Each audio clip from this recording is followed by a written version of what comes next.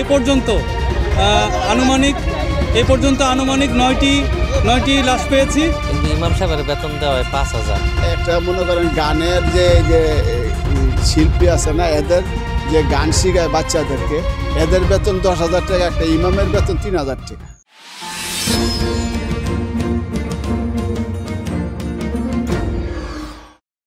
আমাদের এখানে আপনারা জানেন যে আমরা 11টা 40-এ খবর পেয়ে আমাদের একে একে এই পর্যন্ত 8টি ইউনিট এখানে কাজ করছে। এখানে বেসিক্যালি গার্মেন্টসের ফায়ার হিসেবে আমরা প্রথমে জানতাম, পরে এসে দেখি যে এটা কেমিক্যাল গোডাউনও রয়েছে এবং আমরা ধোঁয়া দেখে আমরা যাচাই বাছাই করার চেষ্টা করি। তখন আমরা জানতে পারি যে এখানে 4-5 পদের 6-7 রকমের কেমিক্যাল থাকতে পারে, যেমন পারক্সাইড, মেটা, পটাশ, এনজাইম, ব্লিচিং পাউডার ইত্যাদি। গত টঙ্গী ফায়ারের মতো যেরকম কেমিক্যাল ছিল এখানেও সেরকমই রয়েছে। আমরা যখন এটা বিভিন্ন মাধ্যমে লোকালস যারা এখানে লোকাল রয়েছেন তাদের মাধ্যমে এটা জানতে পারি। আমরা এতক্ষণ ধরে গার্মেন্টসের আগুনটা আপাতত নিয়ন্ত্রণের মধ্যে চলে আসছে, বাট আমরা এখনও কার্যক্রম চালাচ্ছি, আমাদের সার্চিং কার্যক্রম চলছে। এই জন্য ক্ষয়ক্ষতি কি অথবা কোনো প্রাণহানি থাকে কি না এগুলো বলা যাচ্ছে না। আমাদের অলরেডি একজন একটু আহত হয়েছে সামান্য, তবে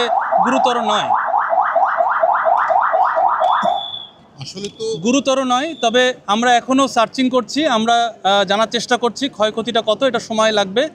এবং আমরা যেই প্ল্যান এতক্ষণ করছিলাম, আমরা রেকি করেছি, আমরা এই যে কেমিক্যাল গোডাউনটা রয়েছে এটাকে নিউট্রালাইজ করার জন্য যা যা করার দরকার আমরা করছি। আমাদের স্পেশাল ইকুইপমেন্ট অলরেডি অনেকগুলো চলে আসছে এবং কিছু এখনও পথে আছে। যেহেতু আমরা এটা কোনো মানুষের কাছে তথ্য পাইনি কি কি কেমিক্যাল রয়েছে, এই জন্য আমাদেরকে একটু সময় নিতে হচ্ছে এবং আমরা ডিফেন্সিভ কায়দায় আমরা এইটা কেমিক্যাল এই গোডাউনটা অপসারণ করব। আমাদের সম্পূর্ণ প্ল্যান প্রস্তুতি সব রকম হয়ে গিয়েছে। আমরা আশা করছি কিছুক্ষণের মধ্যেই হয়তো এই কেমিক্যাল গোডাউনে অপসারণের নিউট্রালাইজ করার কাজ করছি। তবে আমরা যে উপাদানগুলো যাচাই বাছাই করলাম তাতে আপাতত মনে হচ্ছে যে 7-8টা আইটেম রয়েছে, তাতে হয়তো আমরা এটা খুব দ্রুত অপসারণ করতে পারবো বলে আশা রাখছি। মাননীয় পরিচালক, আপনারা যখন প্রথম আসেন তখন তো আপনাদের জানা থাকে না যে ভিতরে কি আছে, কোথায় কি আছে, তো এই ক্ষেত্রে কি মালিক কর্মচারীরা আপনাদেরকে সহযোগিতা করেছে? আমরা আসলে এখানে কোনো মালিক পক্ষকেই পাইনি, পাশের একটা মালিককে পেয়েছিলাম, বাট উনি তথ্য দিয়েছেন, বাট উনি চেষ্টাও করেছিলেন ফোনে কথা বলার জন্য। কোনো ফোন অথবা কোনো ব্যক্তিকেই ফোনে পাওয়া যাচ্ছে না। এটার জন্য আমাদের একটু বেশি দেরি হচ্ছে, কারণ আমরা তো এক্স্যাক্টলি জানি না যে আসলে ভিতরে কি কি কেমিক্যাল রয়েছে।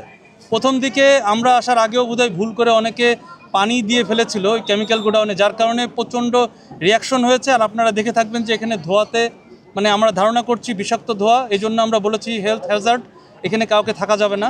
তবে আমি একটু অনুরোধ করব সবাইকে, আপনারা নিরাপদে থাকেন, আপনারা নিরাপদ দূরত্বে থাকেন।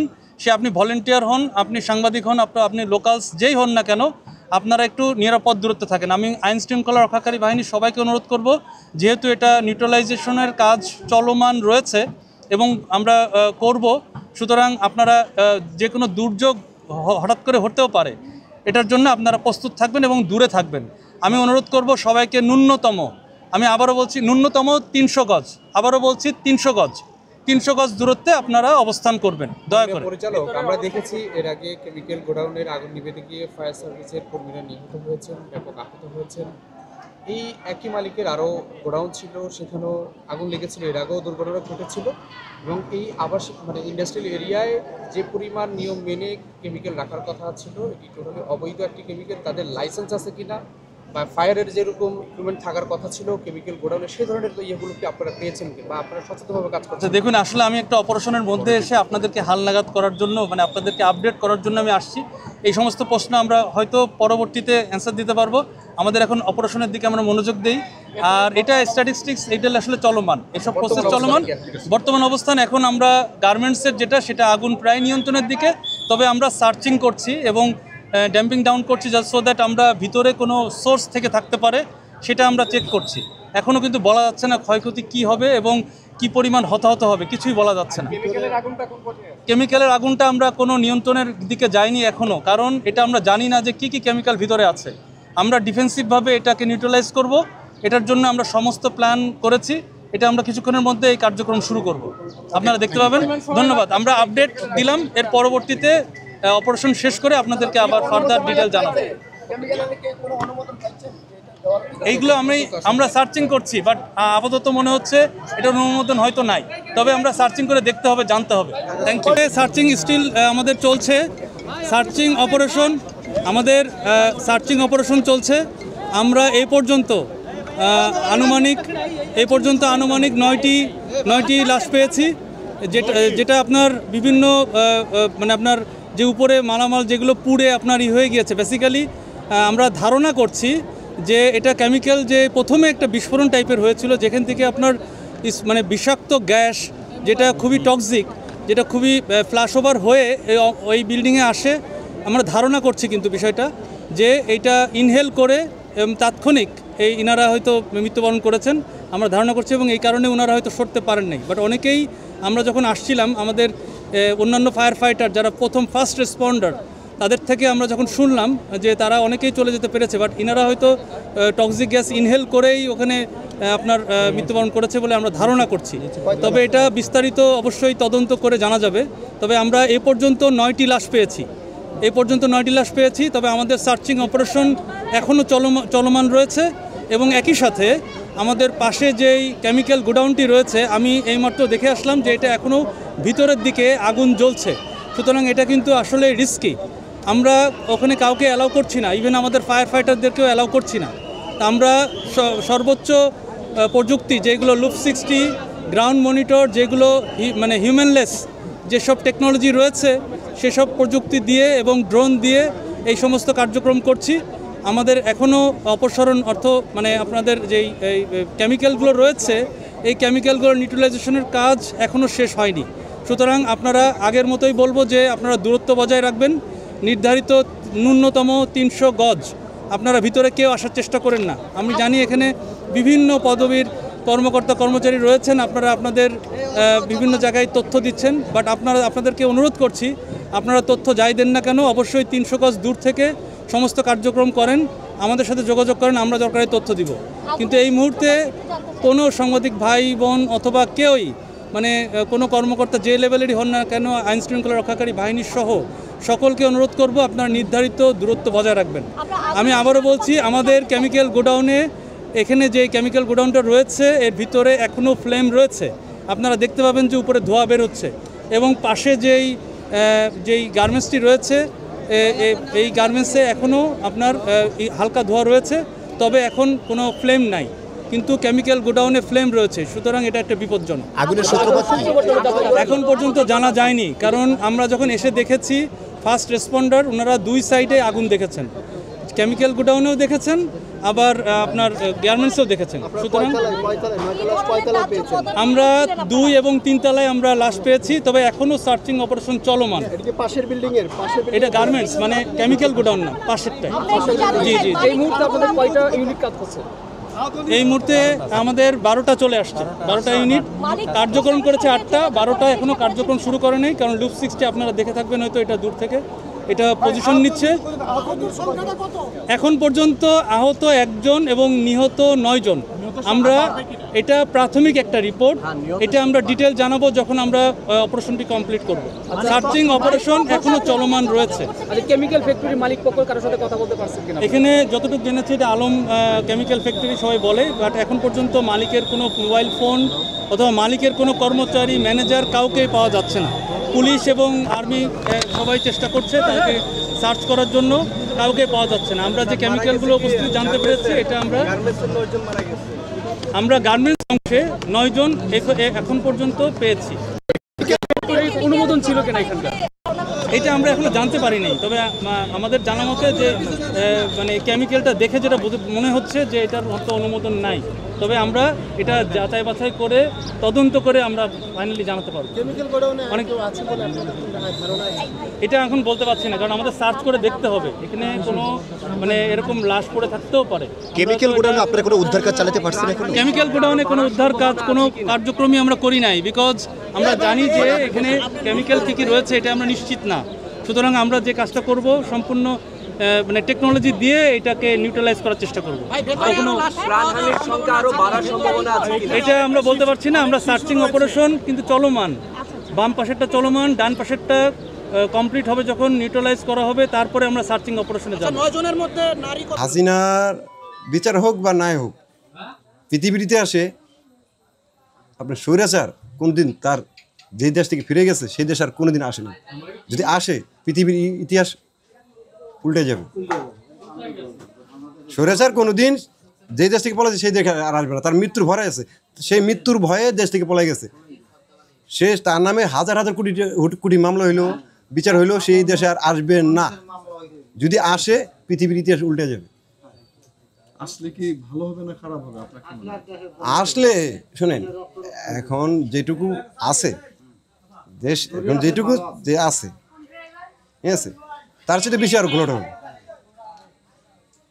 অন্ধকারে নিমজ্জিত হবে বাংলাদেশের মানুষ, গৃহযুদ্ধ শুরু হয়ে যাবে। না, এদের এই ধরনের কামনা আমরা করি না, ঠিক আছে, যাতে বাংলাদেশের সুষ্ঠু নির্বাচন হয় এবং আল্লাহ যাকে সমর্থন করবে সেই দেশের ক্ষমতায় আসবে, ঠিক আছে, সেটা যেভাবে হোক। খুব শীঘ্রই আমি মনে করি যে বাংলাদেশের নির্বাচন আশা করি না, খুব শীঘ্রই আশা করি না, আমি মনে হবে না, হলে ভালো, না হলে আরও ভালো। সামনের দিনগুলোতে 1 বছর পার হয়ে গেছে। 5 তারিখের পর থেকে যেরকম মনে করেন বিএনপির একটা মানুষের উপরে আস্থা ছিল, সেই আস্থাগুলো এখন মনে করেন অনেক কমে গেছে। তাদের নীতি নৈতিকতা এবং তাদের যে কার্যকলাপগুলো সবাই দেখছেন, অল পৃথিবী দেখছে মানুষ। এটা আমার একার মুখের কথা না, অল পৃথিবী দেখছে। হাতি ঘোড়া গেল তল, চামচিকে বলে এত জল। তাহলে এর চেয়ে বড় বড় লিডার দুনিয়া থেকে চলে গেছে, তারা বাংলার জন্য ভালো কিছু করতে চাইছে, তাদেরকে দুনিয়া থেকে শেষ করে দিচ্ছে। আর আমি মনে করি না যে এনসিপি হোক, বিএনপি হোক, আর আওয়ামী লীগ বলেন, যে এরা বাংলাদেশের জনগণের হয়ে কাজ করবে। বাংলাদেশের জনগণের জন্য এখন ক্ষমতা আসে না, কেউ আসে নিজের ক্যারেক্টার ভারী করার জন্য, নিজের ক্ষমতার জন্য, নিজের স্বার্থের জন্য আসে। জনগণের স্বার্থের জন্য কেউ আসে না, বাংলাদেশের নির্বাচনে আসে না। দেশের পরিস্থিতি ঘোলাটে, দেশের পরিস্থিতি সম্পূর্ণ ঘোলাটে। জোয়ারে পানি যেমন আসে না, ঘোলা পানি, দেশের ভবিষ্যৎ এরকম ঘোলাটে। আমার মনে হয় না যে এই দেশে ভালো কিছু এখন আশা করা যায়। যারা দল এই রাজনীতিতে আছে, একমাত্র ইসলামিক দল ছাড়া যে রাজনৈতিক যেই দলগুলো আছে তাদের কাছ থেকে ভালো করে কিছু আশা করা যায় না। আমি এখন মনে করতেছি, আমার বয়স 40 ওভার চলে, আমি কম বেশি কিছু দেখছি, ঠিক আছে। আমি সর্বপ্রথম ভোট দিচ্ছি 2008-এ, আমি জামাতে ভোট দিচ্ছি। তারপর থেকে আমি এই ভোট কিনে যাইনি। আলহামদুলিল্লাহ, সাইদি সাহেব অত্যন্ত ভালো লোক, অত্যন্ত ভালো লোক এবং আমলদার লোক, এবং তার তুলনা হয় না, তার তুলনা হয় না, ঠিক আছে। সর্ববিষয়ে জামাত ইসলাম এটা অনেক পুরান দল, মুসলিম লীগের দল, মুসলিম লীগ দল। এটা এরা সম্পূর্ণ, আমি মনে করি তারা যদি ক্ষমতা আসুক আর না আসুক, তাদের কাছ থেকে আপনার ঘুষ, সুদ, অবৈধ কামকাজ, দুর্নীতি, এগুলা আশা করি হবে না ইনশাল্লাহ। কারণ আমি একজন মুসলিম এবং আরেকজন মুসলিমের উপরে আমি এইটুকু আশা রাখতে পারি। জ্ঞান বোঝা জিনিসটা উপর আল্লাহর দান, ঠিক আছে। 9 বছরের শিশু যে জ্ঞান আছে, ঠিক আছে, 90 বছরের বৃদ্ধর তার সেই জ্ঞান নেই। জ্ঞান জিনিসটা আল্লাহর দান, ঠিক আছে। তো সবার বিচার বিশ্লেষণ একরকম না, আর সবার জ্ঞান বুদ্ধি একরকম না। তারা যদি নিজের বিবেক থেকে যদি বুঝতো বা বোঝার চেষ্টা করতো, তাহলে প্রত্যেকটা মুসলমানের হিসাবে যে ভোট একটা আমানত, এই ভোট হিসেবে কাল হাসরের মাঠে আমার দাঁড়াতে হবে। এই যে আমানত তুমি কোন জায়গায় দিছো, এই আমানত তুমি কীভাবে তুমি দিছো। তো আমার একটা ভোটে যদি মনে করেন আওয়ামী লীগ আসুক বা বিএনপি আসুক, যেই দলই হোক আসুক, সেই একটা ভোট, ধরেন একটা ভোটেই পাস হয়েছে, ওই একটা ভোট যদি আমার ভোটে পাস হয়, তখন তারা যদি খারাপ কাজ করে, কাল হাসরের মাঠে আমার ওই, তারা যদি ভালো কাজ করে তারা ন্যাক আমি পাবো, আর যদি খারাপ কাজ করে সেটার পরিচিত আমাকে করতে হবে। তাহলে আমানত আমি যাকে খুশি আমি তাতে দিতে পারি না। আল্লাহ তো আমাকে জ্ঞান দিছে, বুদ্ধি দিছে, বিচার বিশ্লেষণ করার জিনিস দিছে আমার ব্রেনের ভিতরে, তাই না? তাই আমি সেভাবে না দিকে, আর কাল হাসরের মাঠে যদি আমি যদি মনে করেন আমি এই জামাত ইসলামে ভোট দিলাম, ঠিক আছে, তারা ক্ষমতা না আসুক, আমি অত্যন্ত নামাজ রোজা অত্যন্ত মনে করেন আল্লাহর হিসাব, কিন্তু মনে করেন আমি মুসলমান হিসেবে বলতে পারি যে আমি নামাজ রোজা করি না বা মাঝে মধ্যে করি, কিন্তু ওই সৎ পথে স্বর্গবাস, অসৎ পথে সর্বনাশ কথা আছে না একটা, ঠিক আছে, আমি সেইভাবে জীবনযাপন করি। আমি কিন্তু একটা পরিবহন ড্রাইভার, পরিবহনের যে বর্তমানে যে কালচারগুলো আছে সেগুলো আমার মধ্যে পাবেন না, সেগুলো আমার মধ্যে পারবেন না। আমি কিন্তু সরল সরল জীবনযাপন করি, এই দিন সিরাতুল মুস্তাকিম সোজা পথে চলি এবং রসুলের আদর্শ অনুসারে সুন্নত তরিকা অনুসারে সোজা রাস্তায় চলি। নামাজ রোজা সেটা আল্লাহর হিসাব। বেচাকে নিয়ে তো শোনেন, যেটা চোখে না দেখছি, চোখ আর কান হাজার হাজার কোটি কোটি মাইল দূরে। চোখে দেখবো ব্রেনটি নেব, ঠিক আছে, কানে শুনবো ব্রেনটি নেব, চোখে দেখবো, অনেক হাজার হাজার কিলোমিটার ফারাক, ঠিক আছে। তো আমি না দেখে কোনো দিন আমি বলতে পারবো না। হইতে পারে অনেকের মুখে শুনছি যে ভোট বেচাকিনি হয়েছে, কিন্তু আমি কোনো দিন মনে করেন ভোট তো বললাম কি, ইউপি নির্বাচনও না, চেয়ারম্যান নির্বাচনও না, যেমন কর্ম তেমন ফল। আমি যদি দেশকে ভালোবাসি, দেশের মানুষকে ভালোবাসি, ঠিক আছে, উপর আল্লাহর রহমত নাজিল হবে। আমার ব্লাড বক্সে ভোট দেওয়া লাগবে না, আল্লাহর রহমতে ফেরেশতা দিয়ে তাদের ব্লাড বক্স ভরে দেবে, ঠিক আছে। তো এখন ওই জামাত ইসলাম কাকে কাকে নিষিদ্ধ করতে চাইছে সেইটা, এটা কেন, এটা বলে ভুল হবে। নাস্তিকদের কি বলবো, যারা আল্লাহর পথে চলে তাদেরকে মনে করেন আল্লাহই মনে করেন তাদের বিপদ আপদ দিয়ে রাখে, কিন্তু নাস্তিকদের পেশারে থাকা অবস্থা, ঠিক আছে। নাস্তিকরা বহুত সারা পৃথিবীতে মনে করেন 700 কোটি 800 কোটি ওভার মানুষ, তাদের ভিতরে মুসলমান 220 কোটি বা 180 কোটি, ঠিক আছে। আর বাদ বাকি সব নাস্তিক, বৌদ্ধ, খ্রিস্টান, তাদের হাতে লেগে ক্ষমতা। এখন তারা যেটা বলবে ইন্টারন্যাশনাল মিডিয়া সেটাই করবে। আর এই পৃথিবীটা ক্যাপচার করতেছে ইন্টারন্যাশনাল মিডিয়ার মাধ্যমে ওর পৃথিবীটা চলতেছে। সত্যকে মিথ্যা মানে, মিথ্যাকে সত্য মানে মিডিয়া। উনি তেমন যোগ্য না, উনি সঠিকভাবে চালাইতে পারতেছে না।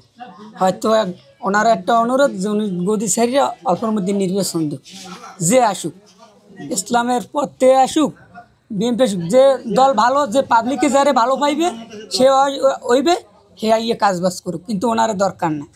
আপনার তো ইসলামের জন্য আশা করা যায় যে দুর্নীতি সবাই তো দেখছে, সব সরকারই তো দেখছে। মনে করেন দুর্নীতির দিক দিয়ে এই নতুন সরকার, ইসলামের সরকার একটু হয় দেহে, সব সরকারই তো দেখছে। এখন একজন নতুনভাবে হয় দেহ, আওয়ামী লীগও দেখছে, বিএনপিও দেখছে, সব দেখছে। এখন যারা দরকার ইসলামী শাসন, বাংলাদেশ ইসলামী শাসনই হোক, সবচেয়ে ভালো থাকবো। আমরা মনে করেন আওয়ামী লীগ করছি ঠিক আছে, কিন্তু একটা তেরানের জন্য গেল 5,000 টাকা দেবা, তেরান পাবা, নাইলে পাবা না। আমাদের এলাকা একটা ট্যাঙ্কি আইছে, ট্যাঙ্কিতে 10,000 টাকা তামাইতো নেছে, 10,000 20,000 তামাইছে চাইছে, যে জেড গুন্দি যে লই ফেরছে, অথচ দল করে দলে এবারও টাকা দেওয়া লাগছে 10,000 5,000, কিন্তু শান্তি পাবে তেমন কোনো জিনিস পাইনি। সপ্তাহে যাইতাম, আমি সদস্য হলাম, কিন্তু আমি আওয়ামী লীগকে আনমন থেকে ভালোবাসি। এরা দলে হলে চামচা বেশি, খায় বেশি, সাধারণ মানুষ চেনে না, গরিব মানুষ চেনে না। এরা হইলে যে সময় পাইবে এগোল পকেট ভর্তি রাখবে, আমাকে দিয়ে ডান্ডা ফিটেই হেরা রাখবে হাতে। অন্য অন্য দল তো ওই যে বলছে ইসলামী শাসন তো দেখিনি কোনো সময়। হেরা আসুক দেই, গরিবের যেটা পাওয়ার দরকার, এখন ওই ঔষধ দিতে আছে, হ্যাঁ, বা বিভিন্ন টিন দিতে আছে, ই দিতে আছে, বহুত অনুরোধ দিতে, ঈদ সব কিছু অনুদান করতে আছে, কিন্তু তারা তো টাকা টুকা খায় না। হেরা ভালোই সাহায্য জগত করতে আছে। এই জন্য আমার খুব এখন ভালো লাগছে, ওই দলই করবো। আগে পিছিয়ে যা করছি বাদ এখন করবো ইসলাম। পছন্দ করতাম একটু গরিবের দিকে একটু খেয়াল রাখতে বেশি, এই আর কিছু না। গরিবের দিকে একটু হয় কি, সপ্তাহে অবদান আসলে একটা মানুষ অসুস্থ হলে, বুড়ি হইলে, আজকাল কিন্তু মা বাপের পোলাপানেও জিগায় না। একটা অনুরোধ থাকলে, একটা কার্ড থাকলে, বা একটা জন্মনি বাবার বয়স্ক ভাতা থাকলে তার ছেলেরা একটু জিগে, নাহলে জিগায় না। কোনো পোলাপানে মন করেন এখন একটা 10টা পোলা থাকলে মা ওই যে ভাগে, মায়ের কেউ খাওয়াইতে চায় না ভাই। ওরা তেমন লোক সুবিধার না, ওরা ডান্ডিয়া লালো, ওই ছাত্র গাতে দেবে, মুরব্বীকে সম্মান দেবে না, কিছু না। জাগো মুরব্বীরা যে আগে যেরকম চল্লি ফিরে আসছে এরকম পারবে না। গুরুগারা রাতে মাছ বাড়ি গেলে শেষে খাইবে মুরব্বীরাও অসম্মানী হবে সব জায়গায়। হ্যাঁ গো সম্মান, হ্যাঁ গো এখন লেখাপড়ার সময়, হ্যাঁ গো লেখাপড়ার সময়। এখন হেরা যদি রাজনীতির মধ্যে ঢুকিয়ে যায় তাহলে মনে করেন আরও ডক্টর ইউনূস সাহেবকে কিন্তু সঠিকভাবে কাজ করতে দেওয়া হয় নাই। অতএব সে যে অগ্রসর হতে যাচ্ছে তখনই তাকে বিভিন্নভাবে আনসার দিয়ে, কর্মচারীদেরকে দিয়ে, তাদের দেওয়া শিক্ষকদেরকে দিয়ে, তাদের নিয়োগ দেওয়া ইসলামী ব্যাংকের কর্মকর্তা কর্মচারীদের অবৈধভাবে নিয়োগ দেওয়া, তাদেরকে দিয়ে এই সরকারকে বিতর্কিত করার চেষ্টা করেছে। কিন্তু যে কারণেই এই ইউনূস সরকার আসলে সঠিকভাবে কাজ করতে পারেনি। কিন্তু ডক্টর ইউনূস সাহেব একজন নোবেল জয়ী, অতএব তিনি অত্যন্ত বিচক্ষণ ব্যক্তি।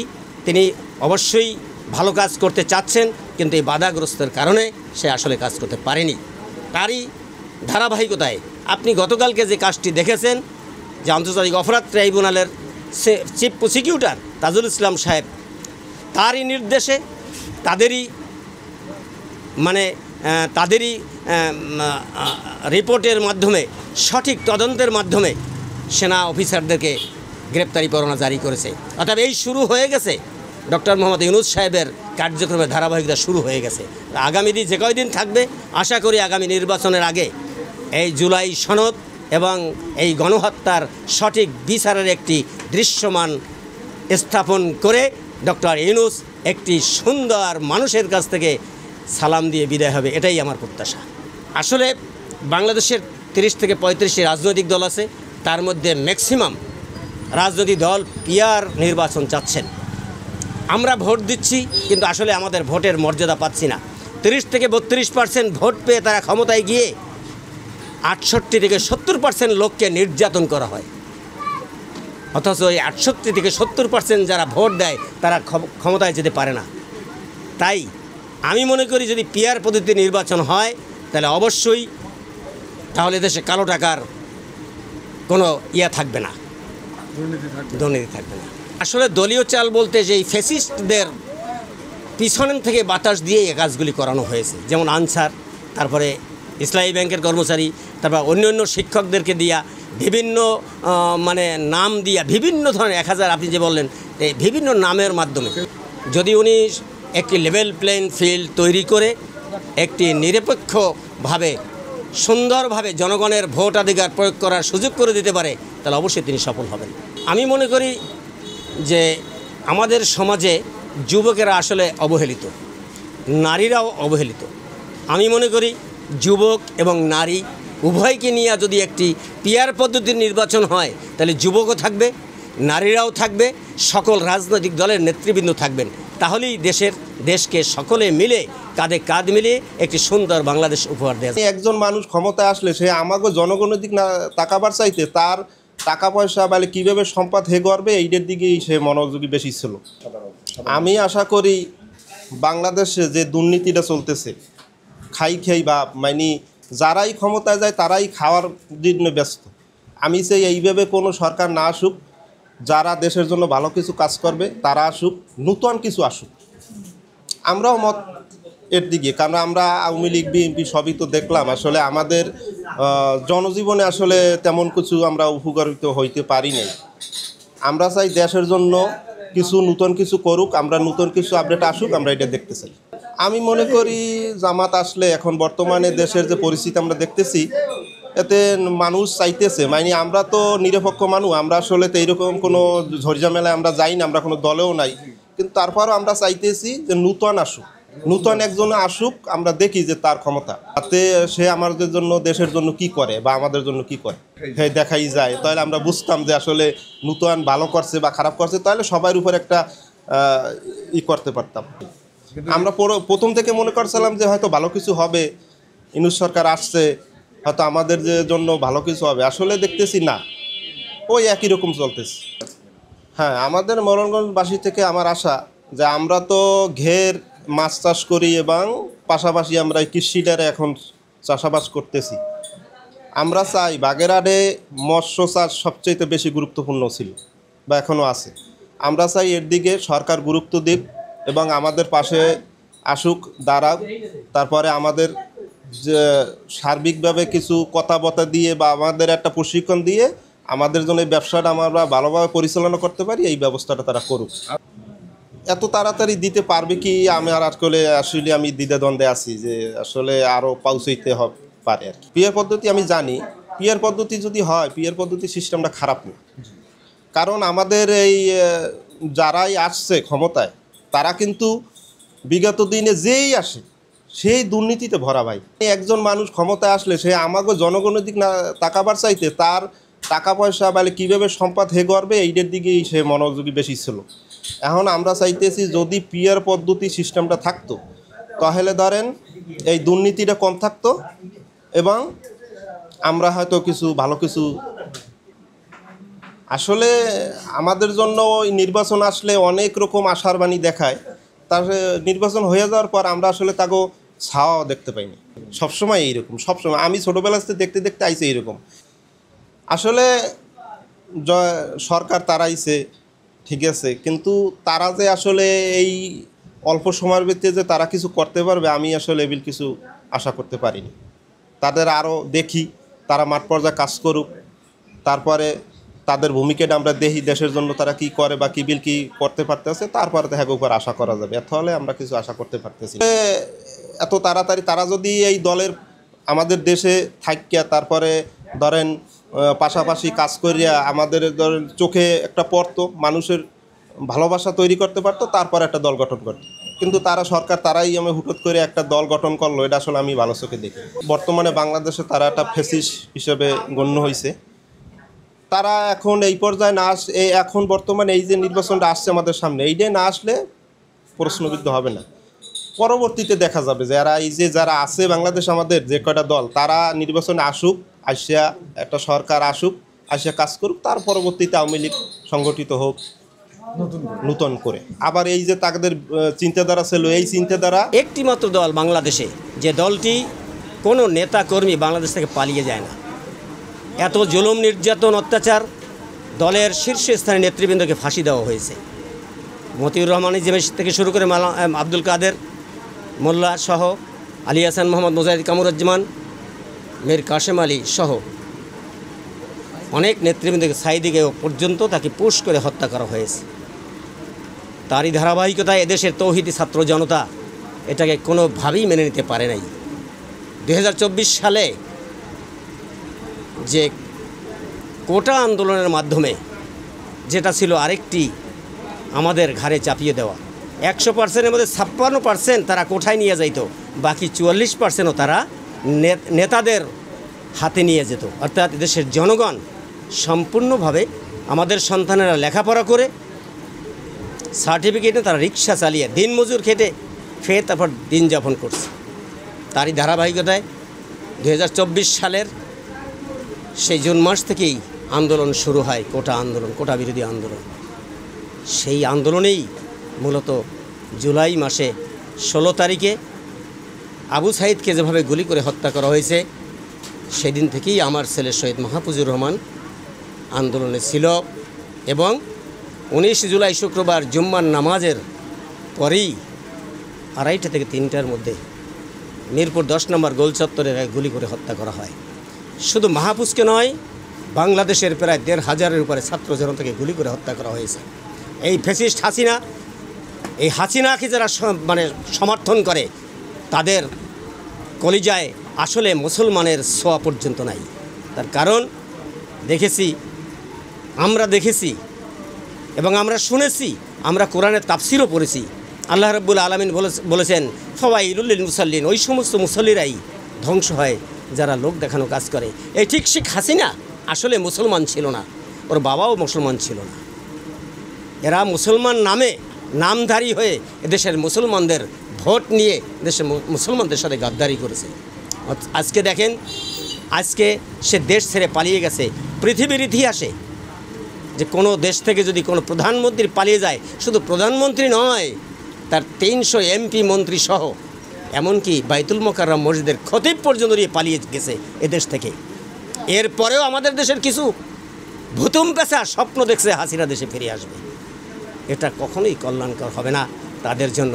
আপনারা জানেন গতকালকে আন্তর্জাতিক অপরাধ ট্রাইব্যুনালে সে ফ্যাসিস্ট হাসিনার পুষ্য 25 জন সেনা কর্মকর্তার বিরুদ্ধে গ্রেপ্তারি পরোয়ানা জারি হয়েছে।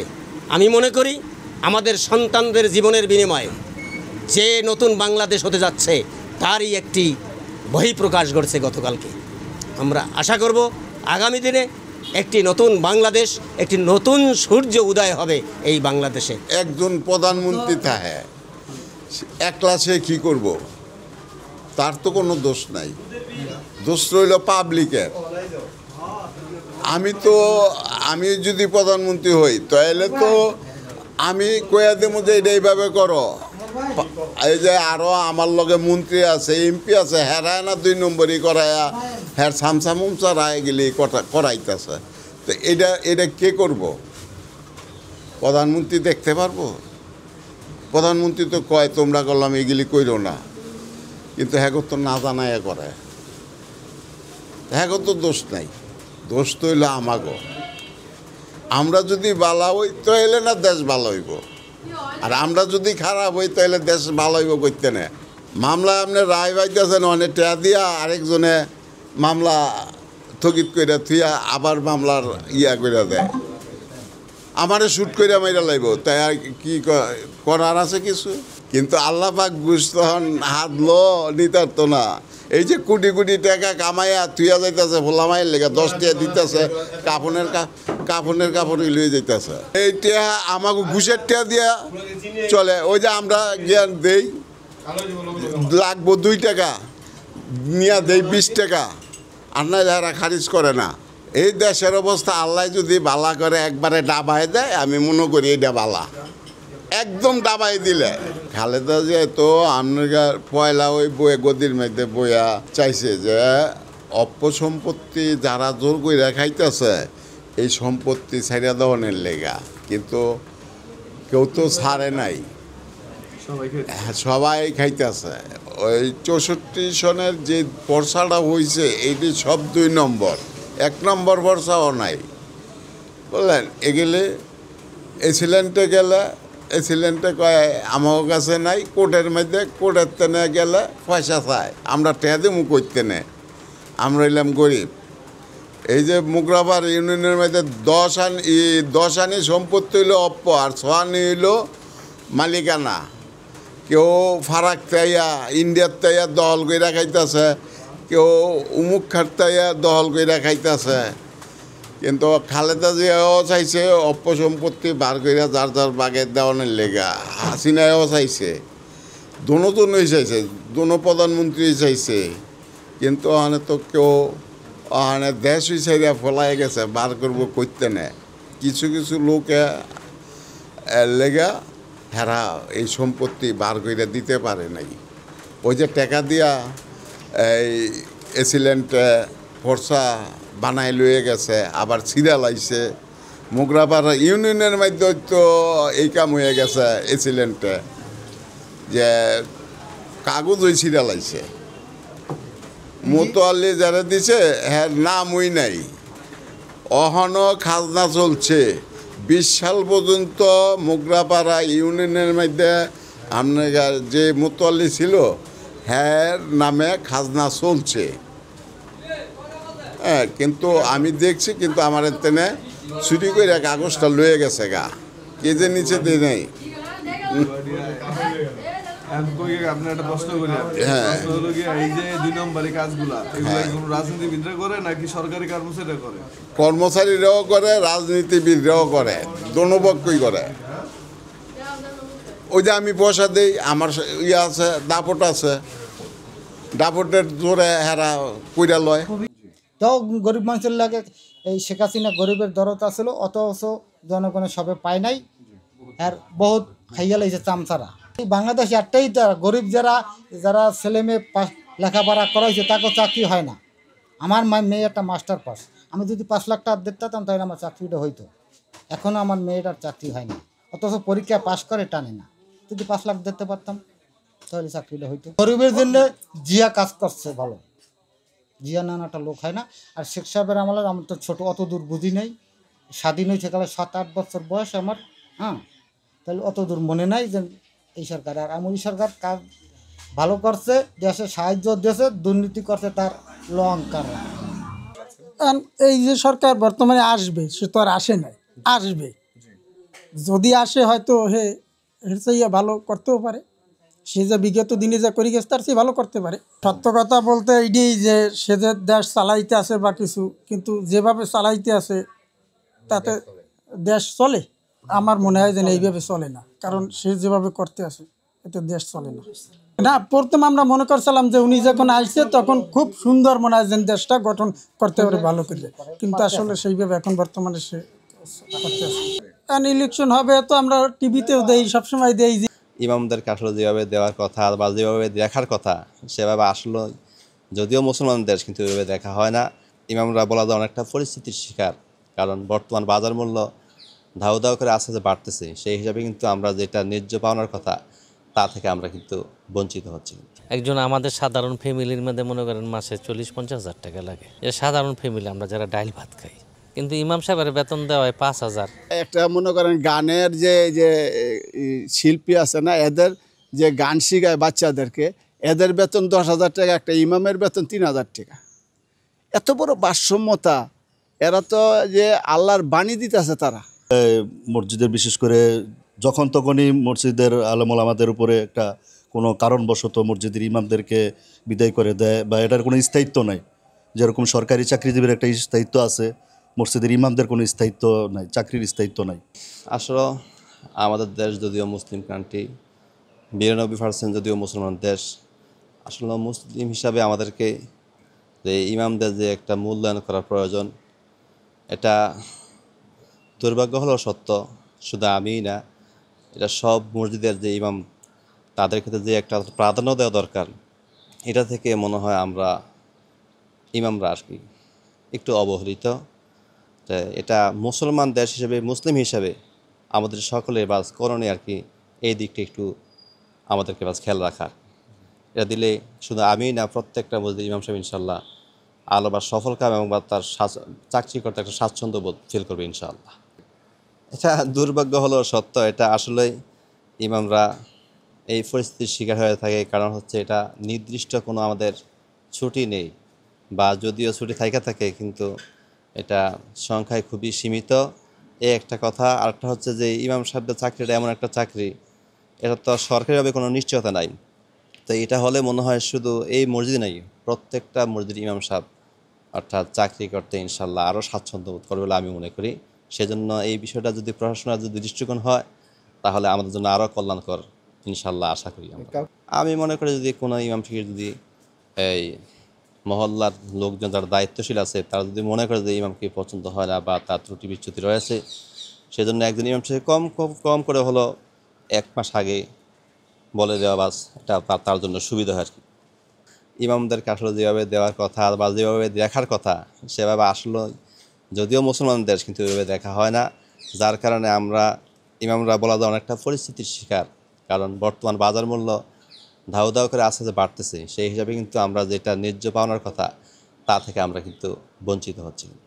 যে এটা হলে আরও সুন্দর হয়, অর্থাৎ নির্দিষ্ট একটা ছুটি ছাড়া দিয়ে প্রত্যেক মাসে কদিনের ছুটি পাইতে পারি, তারপর একটা বেতনের স্কেল দিলে তা আমাদের জন্য বাস আরও একটা সুন্দর ভূমিকা রাখার জন্য আমি মনে করি, অর্থাৎ ইমামরা আরও সুন্দর একটা ভূমিকা রাখতে পারবে ইনশাআল্লাহ। এই ইমাম খাতরা বাদে, ইসলামিক ইমাম খাতরা বাদে আর সবাই টাকা পয়সা ঠিক মতো নেই পাইতেছে, আর সবাই মনে করেন ঘুষের মাধ্যমে চলতেছে। হ্যাঁ গো খাত আরও সরকারে ওপেন করে দেয়, খুল্লা দিতেছে, হ্যাঁ রাজাতে খায় বেশি করে, কিন্তু ওই মুয়াজ্জেম গো আর ইমাম গো যে বেতন ওই সীমাবদ্ধ। এটা হয়তো যদি ইসলামিক যদি কোনো কানুন হতো, যদি ইসলামিক যদি কোনো কিছু হইতো, তাহলে এখানে আমাদের দেশ পুরাটা সুন্দর হইতো আর কি। সবাই একটু মানে ভারসাম্যতা জিনিসটা থাকলো নইলে আর কি। একজনে গাছতলা থাকে, একজনে বাসতলা থাকে, এই জিনিসটা থাকলো না। এখন বৈষম্য ব্যাপারটা থাকলো নইলে আপনি মুখদা কইয়ে গেলেন, এই পর্যন্ত স্বাধীনের পরে খালি সরকার খালি কইতেই আছে, ওই জনগণের জনগণ যে উৎস খালি মুখ দিয়া কয়, কাজে কিছু না, সব মিথ্যা বানোয়াট সব যা আছে। এই পর্যন্ত আমরা দেখি না আমাদের বয়স, আমরা আলহামদুলিল্লাহ 66 বছর চলতেছে, আমরা এই পর্যন্ত দেখি নাই। ইমামরা কয় টাকা বেতন পায় এটা তো জানেনই আপনারা। ইমামদেরকে তো এরা এই অল্প টাকা নিয়ে দিনের কাজের জন্য, ইসলামের জন্য এরা আপনার নিঃস্বার্থভাবে খেদমত করে যাইতেছে। একজন আমাদের সাধারণ ফ্যামিলির মধ্যে মনে করেন মাসে 40-50 হাজার টাকা লাগে। সাধারণ ফ্যামিলি আমরা যারা ডাইল ভাত খাই, কিন্তু ইমাম সাহেবের বেতন দেওয়া হয় 5,000। আপনার বেশি হইলে মনে করেন উপরের যে বেতনটা আছে আমাদের এলাকায় 11,000 টাকা দিই। তো এই টাকাটা কী হয়? এদের তো মনে করেন বেবি বাচ্চা আছে, এদের ছেলেমেয়েরা লেখাপড়া করে, এদেরও ঘর ভাড়া দিতে হয়। তো এইভাবে তো এই টাকাটা তারা কী পরিমাণ কষ্টের ভিতরে তাদের দিন যাপন তারা করতেছে, এটা তো এই দেশের জনগণের অজানা নাই, এদেশের গভর্নমেন্টেরও জানা আছে, কিন্তু তারা এদিকে খেয়াল করতেছেন না যে ইমামদেরকে আমাদের সহযোগিতা করা দরকার, ইমামদের প্রতিও আমাদের মানবিকভাবে যে দেখাশোনা করা দরকার, এটা আমাদের কর্তব্য, কিন্তু এটা তো আমরা দেখতেছি না। তো এখন যদি ভালো সরকার এদিকে আমাদের ইমামদের দিকে খেয়াল দেয়, তাহলে আমরা এটার কৃতজ্ঞ স্বীকার করবো। এদের এই চাকরিটা জায়গা, এটা তো ওই যে প্রাইভেট, এটা জনগণের কাছে, আর সরকারি হইলে তো আর এটা এক মসজিদে এক ইমাম সারা জীবনই থাকতে পারবো। তো মানুষ তো জীবন চালিয়ে যাইতে হবে, কিন্তু বর্তমান দ্রব্যমূল্য হিসাবে একটা মানুষের যে পরিমাণ বিনিময় হওয়া দরকার, এই পরিমাণ বিনিময় আলেম ওলামাদের, মসজিদের ইমামদের নাই। তো এই জন্য বাংলাদেশ সরকারের প্রতি আমি আবেদন রাখব যেন বাংলাদেশের মসজিদগুলার যারা এখানে খেদমত করতেছে তাদের সুদৃষ্টি কামনা করছি।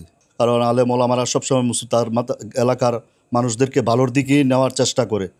তো এই জন্য এলাকার যারা থাকে তারাও আলেম ওলামাদের প্রতি, মসজিদের ইমামের প্রতি একটা আস্থা থাকে যে উনি একজন আলেম, উনি এই এলেমের কারণে মানুষকে অন্যায়ের দিকে নিবে না, ভালোর দিকে নিবে। মুয়াজ্জিন প্লাস হুজুর যারা নাকি মসজিদের দায়িত্বে আছেন, তারা যদি একটা সরকারিভাবে বেতন পায়, তাহলে হয়তো ওদের মানে আর্থিক যেই অসচ্ছলতা এখন চলতেছে বা যেই সমাজের যে সমস্যা চলতেছে, এটা কাটায় উঠতে পারবে বলে আমি মনে করি। আমার মনে হচ্ছে সামঞ্জস্য বজায় রেখে বেতনটা পায় না, এক মসজিদে এক স্টাইলে হয়তো বেতন পায়। তো এটা যদি সরকারিভাবে একটা মানে সিস্টেম থাকে যে সব মসজিদেই হুজুর বা মুয়াজ্জিন একই স্টাইলে বেতনভুক্ত হবে বা মাসে একটা ছুটির ব্যবস্থা। রাজধানীর কলাবাগান থানার লন্ডন কলেজের পাশের একটি গলির বাসা থেকে এক নারীর মরদেহ উদ্ধার করেছে পুলিশ। নিহত নারীর নাম তাসলিমা। ভয়াবহ এই ঘটনাটি জানা যায় গতকাল রাতে, যা পুরো এলাকায় চাঞ্চল্যের সৃষ্টি করেছে। ঘটনার খবর পেয়ে কলাবাগান থানা পুলিশ ও সিআইডি টিম ঘটনাস্থলে পৌঁছে তদন্ত শুরু করে। পুলিশ ঘরের ভেতরে ঢুকে দেখতে পায় রান্নাঘরে রাখা একটি ডিপ ফ্রিজের ভেতর থেকে তসলিমার মরদেহ উদ্ধার করা হয়। পারিবারিক কলহই পরিণত হলো মর্মান্তিক দুর্ঘটনায়। স্থানীয় সূত্রে জানা যায়, তসলিমা ও তার স্বামী নজরুল ইসলামের মধ্যে প্রায়শই ঝগড়া হতো। এক পর্যায়ে তসলিমার স্বামীর নির্যাতন সহ্য করতে না পেরে বাবার বাড়িতে চলে যান। তবে কিছুদিন আগে নজরুল তাকে বুঝিয়ে আবারও বাসায় নিয়ে আসে। এরপর থেকে দাম্পত্য কলহ আরও বাড়তে থাকে। রাত গভীরে আশপাশের বাসিন্দারা ঘর থেকে দুর্গন্ধ পেয়ে সন্দেহবশত পুলিশকে খবর দেয়। পুলিশ এসে দরজা বন্ধ দেখতে পায়, পরে তালা ভেঙে ঘরে প্রবেশ করে এবং ডিপ ফ্রিজ খুলে তসলিমার নিথর দেহ উদ্ধার করে। মরদেহে বহু আঘাতের চিহ্ন পাওয়া গেছে বলে জানিয়েছে পুলিশ।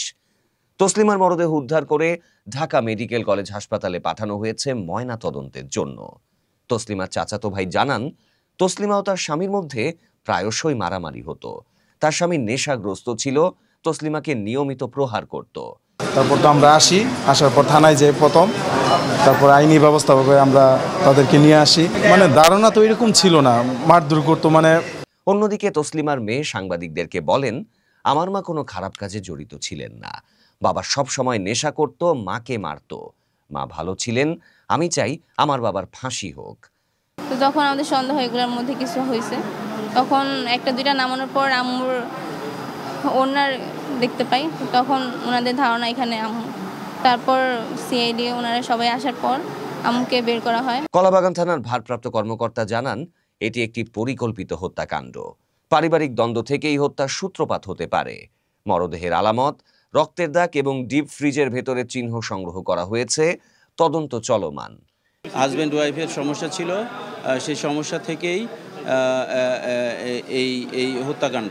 আমরা লাশ উদ্ধার করেছি, লাশ পোস্টমর্টমে আমরা পাঠিয়েছি মামলা প্রক্রিয়াধীন।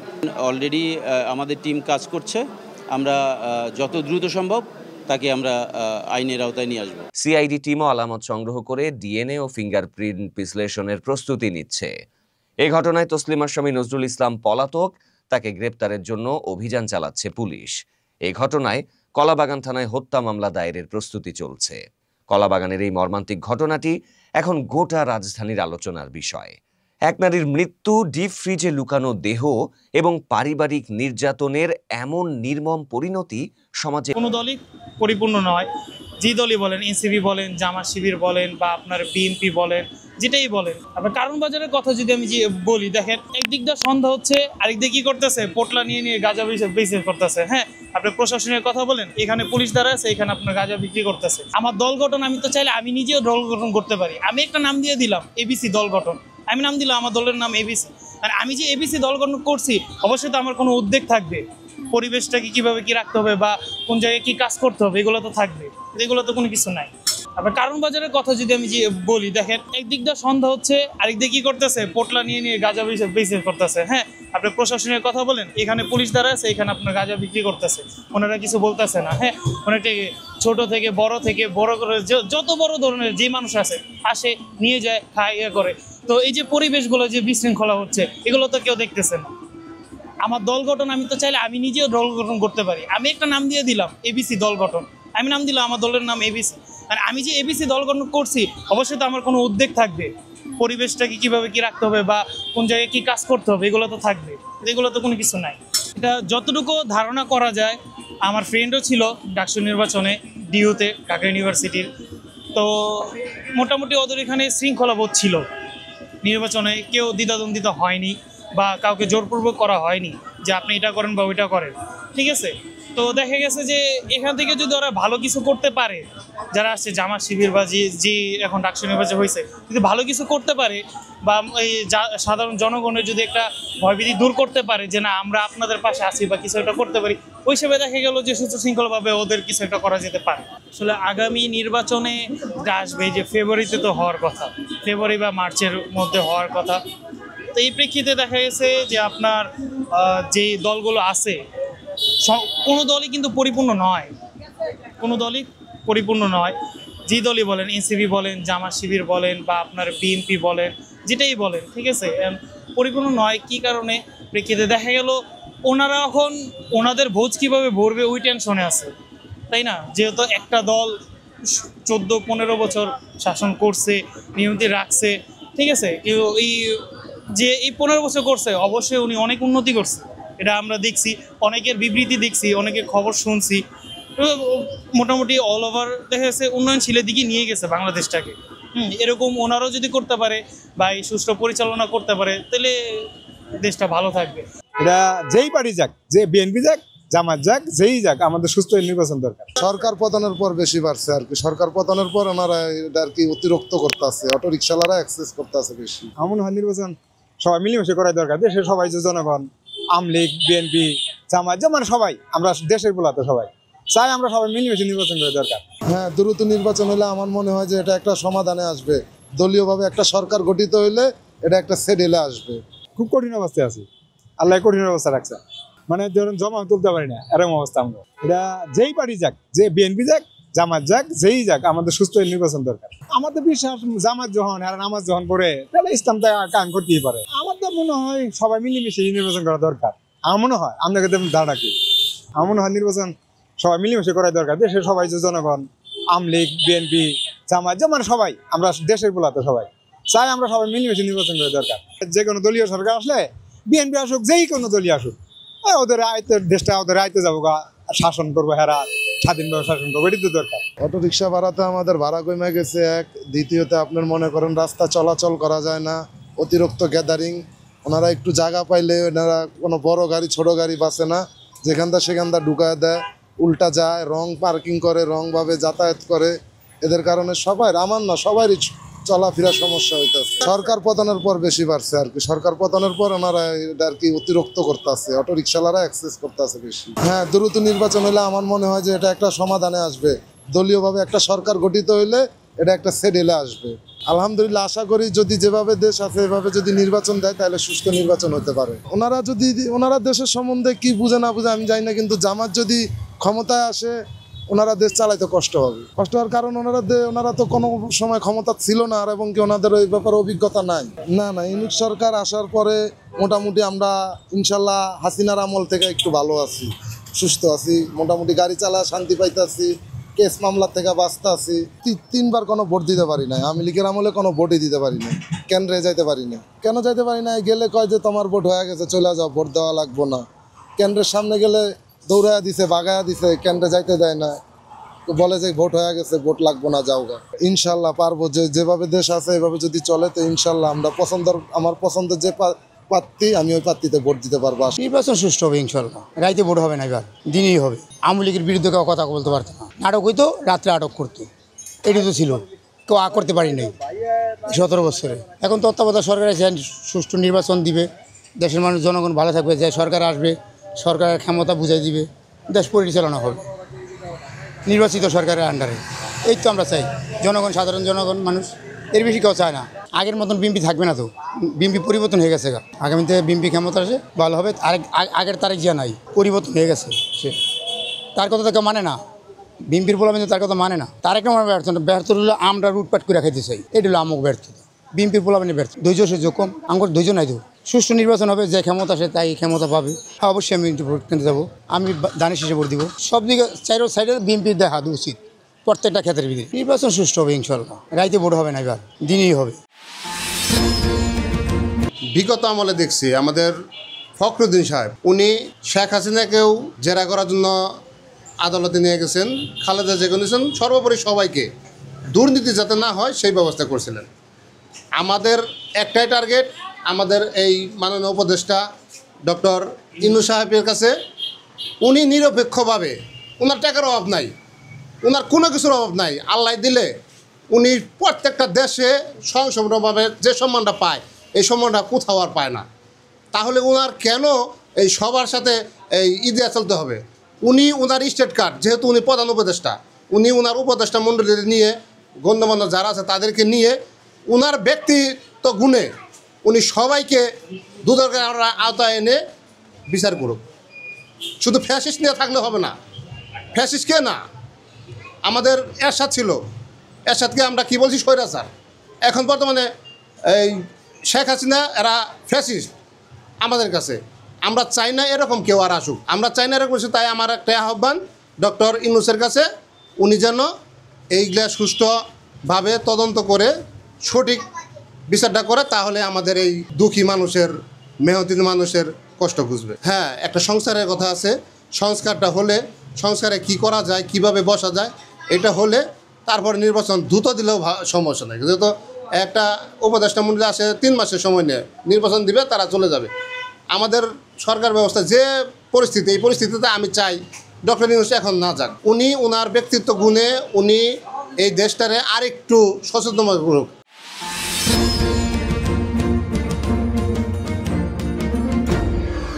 নিউজ ভালো, অমুকে ভালো, না নিউজ দুধার বাড়ি খেতে যেতে পারে, অনেক কোদিকে করে দেয়, কে আসবে না আসবে, এতে তো বললাম বড় দায়।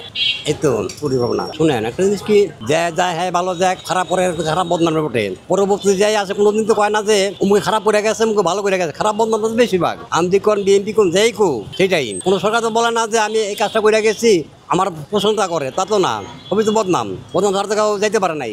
অনেক আঙ্কেল অনেকে আসে, অনেকে কেমনি বলবো, অনেক নির্বাচন আসুক, অনেক কে দ্বারা কে কি করে না করে তার তো আমরা বলতে পারবো না। অনেক তো সবাই চাইতেছে আমি আহুম, কে আসে মাঠে, কে গোল দেয়, এটা দেখার বিষয়। আমি বলুন একটা ওই একটা, সেটা বোঝা বড় দা। আজকে বর্তমানে যে রাজনীতি আর যে পরিস্থিতি, ওই একটা ওই জায়গার একটা। আর বর্তমানে যাই পাওয়ার পায়, সে তো গাঁটটি করে। পাওয়ারের একটা মনে জিনিস, মনে যায় ফকিনি পোলা, হ্যাঁ মনে করেন গাঁটটি আগে গাঁটটি চায়, গাঁটটি তার কাছে যায়। আজকে মনে করেন অমুকে কোটি কোটি টাকা মালিক, অমুক কোটি কোটি মালিক, আমরা সাধারণ বলে রয়েছি। মানে কি কমবো, তার কাছে এমবি যায় টাকা। পাওয়ার পাইলে মানুষ এমবি হয়, পাওয়ার না তাহলে তারা তো আগেও রাস্তা পরের রাস্তায়। এই যে আমাদের দেশের পরিস্থিতি, আমাদের রাজনীতি, মানে যে আসে কি আসবে না আসবে, বড় বোঝা বড় যায়। মানে শুনেন, এই দেশে রাজনীতিটা হচ্ছে অনেক ধরুন অনেক কোনটা বিশ্বাস করুন কোনটা বিশ্বাস করুন, সবই তো বিশ্বাস না করে পারা যায় না। বিশ্বাস না করলে আমাদের পৃথিবী চলবে না। বিশ্বাস তো করতে হবে একজনরে। আল্লাহ চোর হোক আর ভালো হোক, বিশ্বাস না করে পারা যাবে না। এই যে আমাদের এই নিয়ম। অনেক ব্যর্থ কি নাম মনে করেন একটা জিনিস কি, সে লাস্ট পর্যন্ত কিছু বোঝা যাবে না। অনেক সে আছে, অনেক খারাপ বলে, অনেকে ভালো বলে, অনেক খুব দুর্নীতি পারে আর খুব থাকতে পারে, এটা দেখা বড় যায়, কোন যায় টিকে রাখা পারে। এটির এই ঘটনা অনেক ভালো, অমুকে ভালো, দুধার বাড়ি খেতে যেতে পারে। মানুষ উপকার কি আর হইব, মানুষ জনগণ থাকে, উপকার কি হইব আর রাস্তাঘাটে। আমি সাধারণ মানুষ, আমি আমার জীবনে একটা চাকরি পাবো না, ওইটা আমাদের রাস্তায় থাকতে হইব। ওই দিন বইটা কাজ করে খাইতে হইব করে, আমাদের কি হইব? ওই সরকার আইলো যা, ও না হইলো তা। আমরা ওটা সাধারণ মানুষ, কর্মজীবী মানুষ।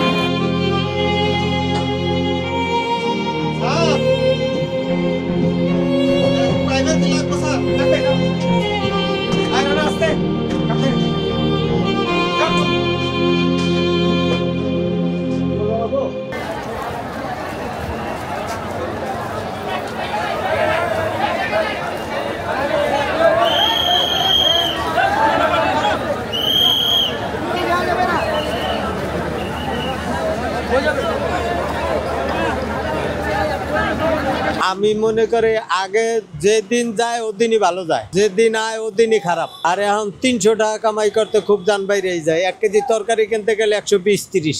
আল্লাহ রাখছে, এর সাথে ক্ষমতা আছে, আমরা রিস্কার হ্যান্ডেল করছি। এখন সবই অটো কয়, বাংলা রিস্কায় বলে পেছনদার বইতেই পারে না। আর আগে হারা বছর মনে করেন বাংলায় রিস্কায় বইছে, চলছে, ফিরছে, উঠছে, এখন বলে এত উঠতেই পারে না। আমি মনে করি আগে যেদিন যায় ওদিনই ভালো যায়, যেদিন আয় ওদিনই খারাপ। কেন আগে মনে করেন ডেলি 500-600 কামাইছি, 500-600 আবার খরচ করছি। আর এখন 300 টাকা কামাই করতে খুব জান বাইরে যায়। 1 কেজি তরকারি কিনতে গেলে 120-30। 120-30 টাকা লাগে 1 কেজি তরকারি কিনতে। সকালবেলা নাস্তা খাইতে গেলে 50-60 টাকা নিচ হইতো না। আগে যেমন 400-500 টাকা কামাই করছি, 20 টাকা হইলে নাস্তা হয়ে গেছে। মাছ তরকারিটা মনে করেন 300 টাকা কামাই করলে চাল কিনবো না, মাছ কিনবো না, তরকারি কিনবো, এই অবস্থায় পরিস্থিতি যাচ্ছে। সবচেয়ে বেশি হইলে মাছ তরকারিটা কিনতে গেলে সবচেয়ে বেশি কষ্ট।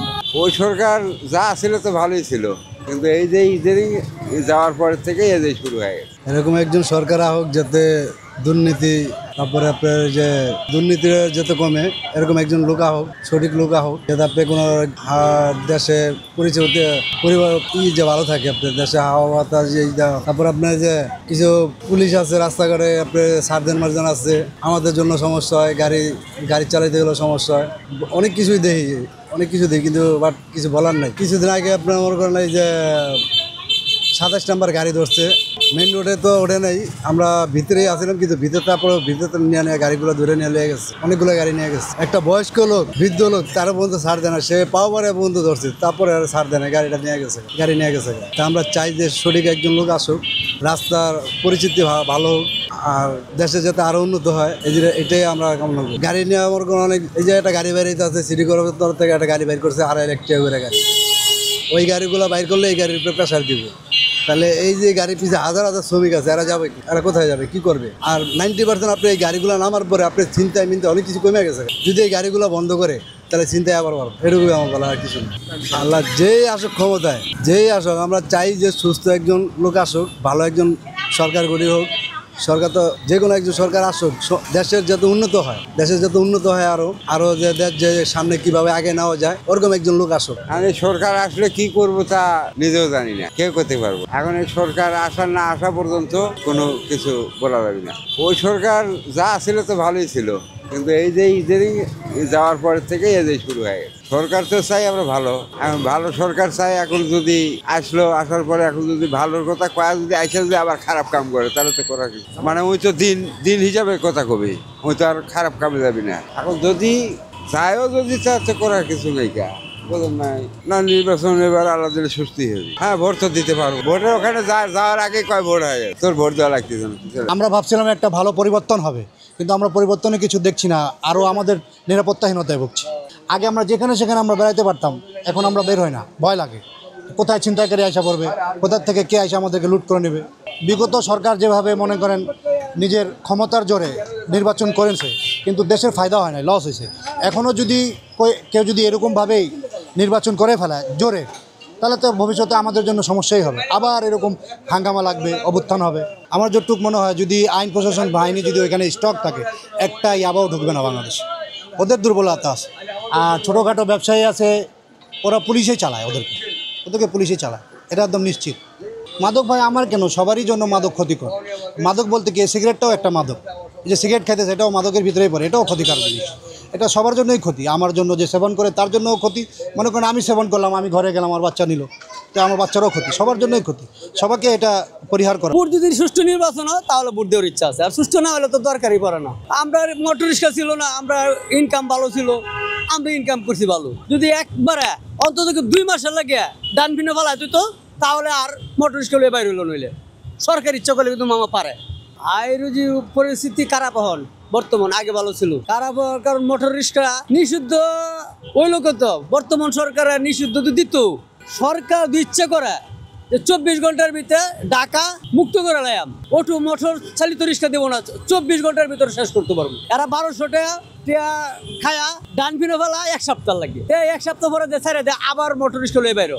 এই মোটর রিক্সা যদি একবারে অন্তত 2 মাসের লাগে ডান ভিনো ফেলা দিত, তাহলে আর মোটর রিক্সা লয়ে বাইরে হইলো, নইলে সরকার ইচ্ছা করলে কিন্তু মামা পারে, কিন্তু সরকার তা করে না। বুঝে যেতে সরকার ব্যর্থ, ব্যবসা কি বুঝে যা, 1200-1500 টাকা ডান ভিনো না আবার ছাড়িয়ে দেয়, এটা ব্যবসায় না পেশা, এটা আপনারা বুঝেন। আগের সময় ভালো ছিলাম, আমরা মোটর রিক্সা ছিল না, আমরা ইনকাম ভালো ছিল, আমরা ইনকাম করছি ভালো। নিত্য প্রয়োজনীয় বাজার একমাত্র দেখতেছি আলুর বাজার সস্তা, তাছাড়া আর কোন বাজারটা সস্তা আপনি বললে যান যে এই বাজারটা সস্তা। আমি প্রথম ভোট দিছিলাম, বাদে 2 বার আর আমি দিছি না ভোট যদি সুষ্ঠু নির্বাচন হয় তাহলে ভোট দেওয়ার ইচ্ছা আছে, আর সুষ্ঠু না হলে তো দরকারই পড়ে না।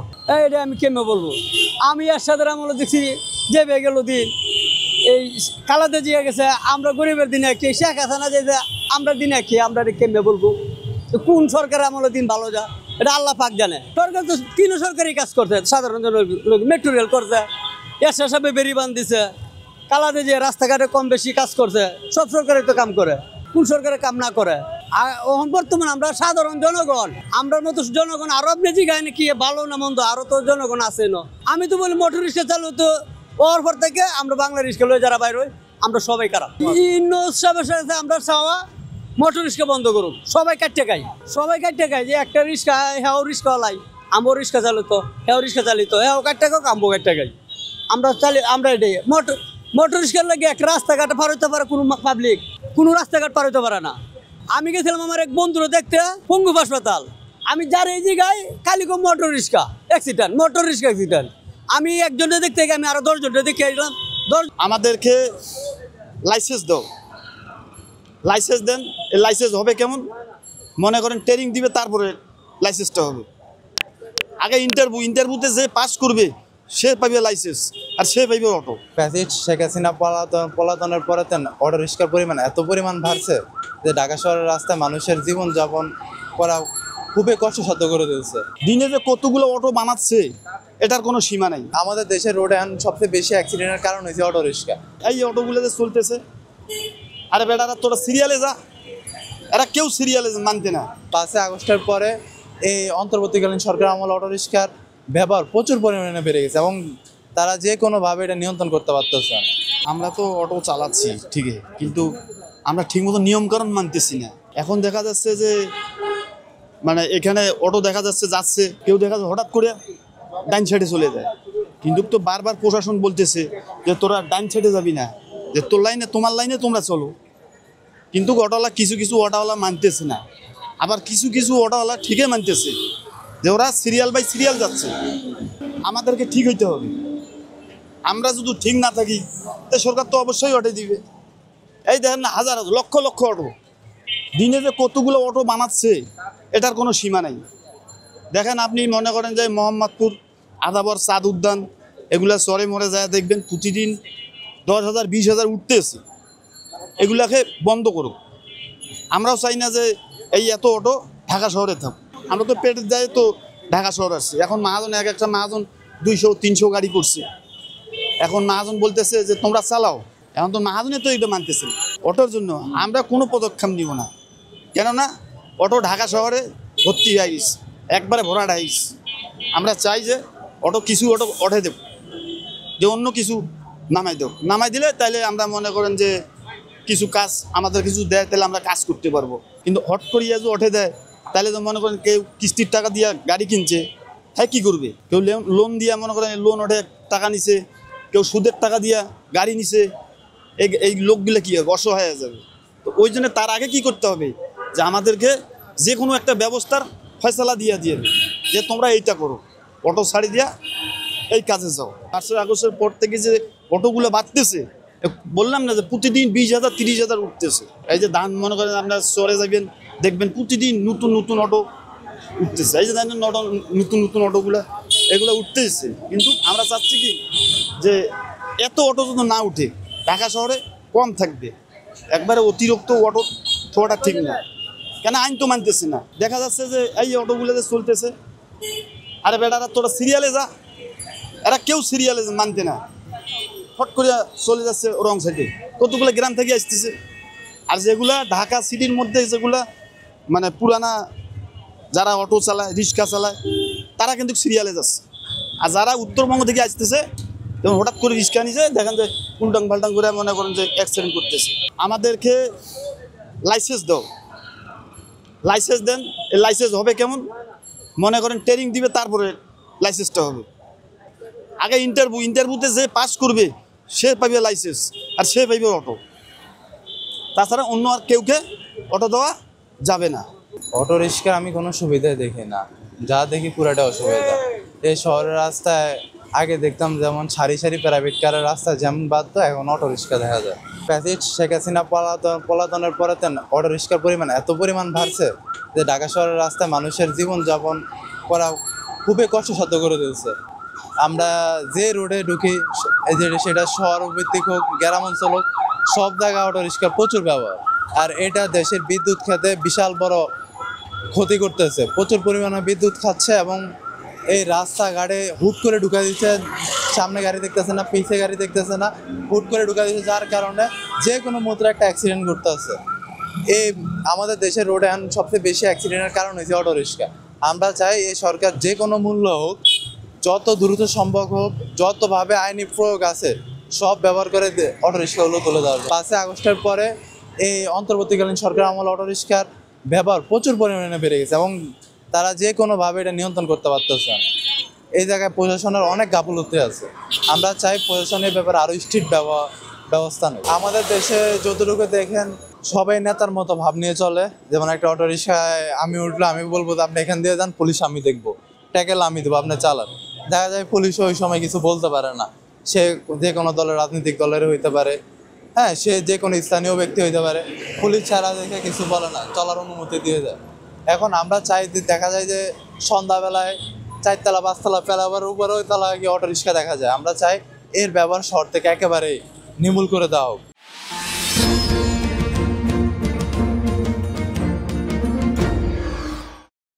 ইতিমধ্যে আমরা এর আগে জাতীয় প্রেস ক্লাবের সামনে আমরা সমাবেশ করেছিলাম, তখন সরকারের পক্ষ থেকে বলা হয়েছে আপনারা চলে যান, আমরা খুব স্বল্প সময়ের ভিতরে আপনাদের এই দাবি আমরা বাস্তবায়ন করব। কিন্তু আমরা দেখলাম যে সেটার পরিবর্তে আমাদের সাথে তামাশা করে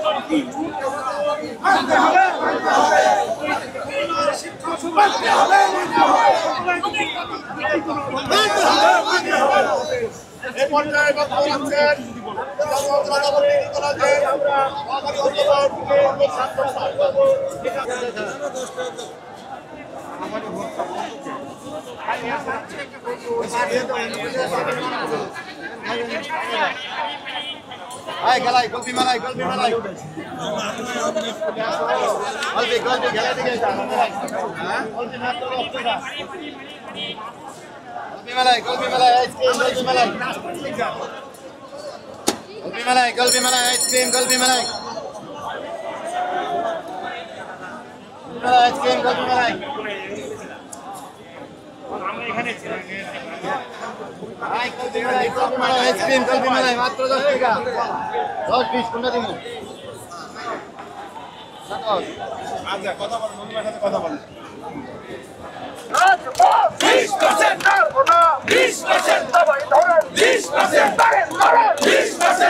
আমরা সারা বাংলাদেশের সকল এমপিভুক্ত শিক্ষকগণ আমরা আজকে শহীদ মিনারে এসেছি।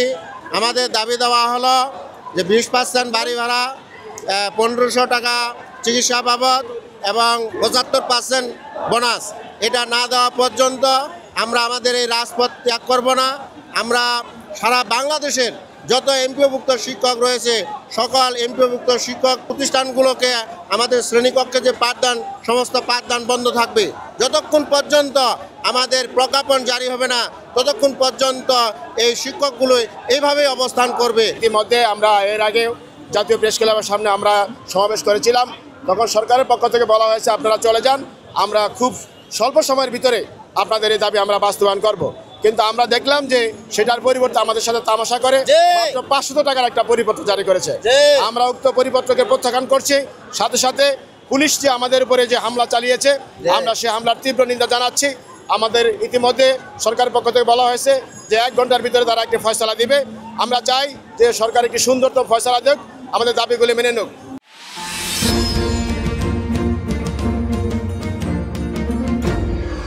অটোর জন্য খুব আমরা হিমঝিম নাকা অবস্থা চলতেছে।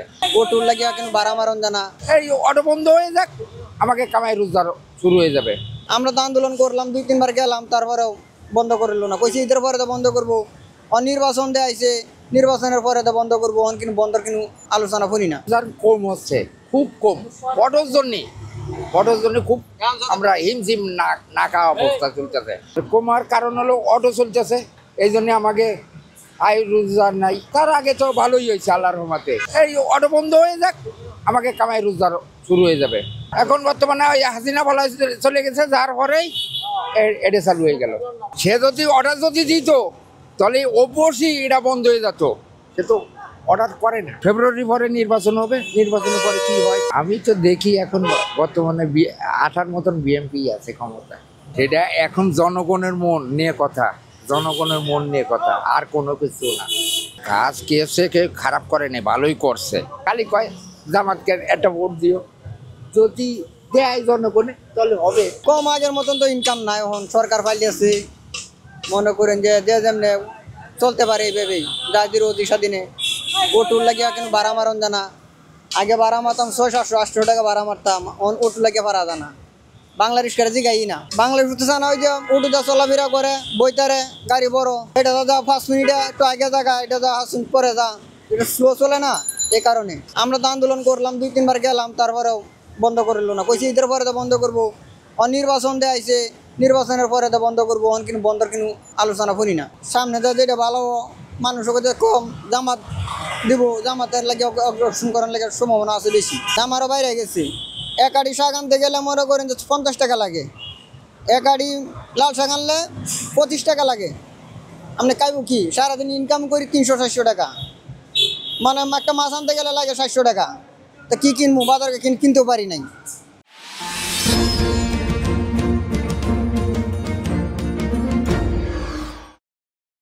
এটাই আমাদের প্রচেষ্টা গত সরকার আমলে দেশের পরিস্থিতি কেমন ছিল ছিল তাই আমাদের পক্ষে বেশি একটা ভালো ছিল না আমরা চাই এর চেয়ে আরও ভালো সরকার আসুক এর চেয়ে আরও ভালো সরকার আসুক আমরা গরিব মানুষ সব সময়ের জন্য চলাফেরা সৌন্দর্য নিরাপত্তা আমরা এটাই চাই এই ধরনের সরকার আমরা চাইতেছি বিএনপি রাজনীতি আপনার কাছে কেমন লাগে বিএনপি আমরা কেউ কোনো সরকারকে সাপোর্ট করব না কারণ এখন দেশ যে সরকারে ভালো চালাবে আমরা সেই সরকারের পক্ষে সাপোর্ট করব আমরা তো হচ্ছি সাধারণত রিক্সা চালক আমরা চাই দুবেলা দুমুঠো ভাত যারা সঠিকভাবে দিতে পারে যে সরকার আমরা চাই এই ধরনের সরকারে দেশে আসুক জামাতে ইসলাম একটা কোরআন আন্দোলিক বাংলাদেশ দল কোনো বিরোধিতা করে নাই পাবলিকের সামনে কোনো সরকারের বিরোধিতা করে নাই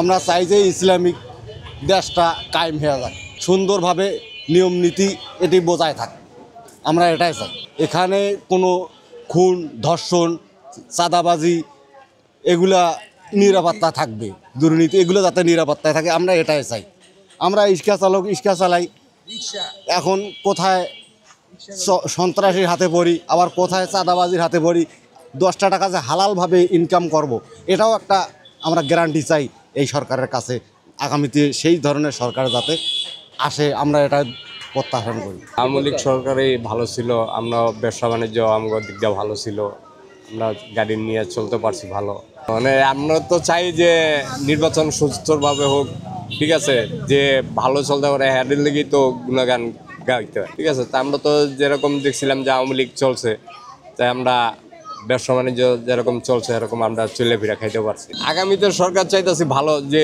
পরিচিত ভালো করতে পারে এরই আমরা চাইতেছি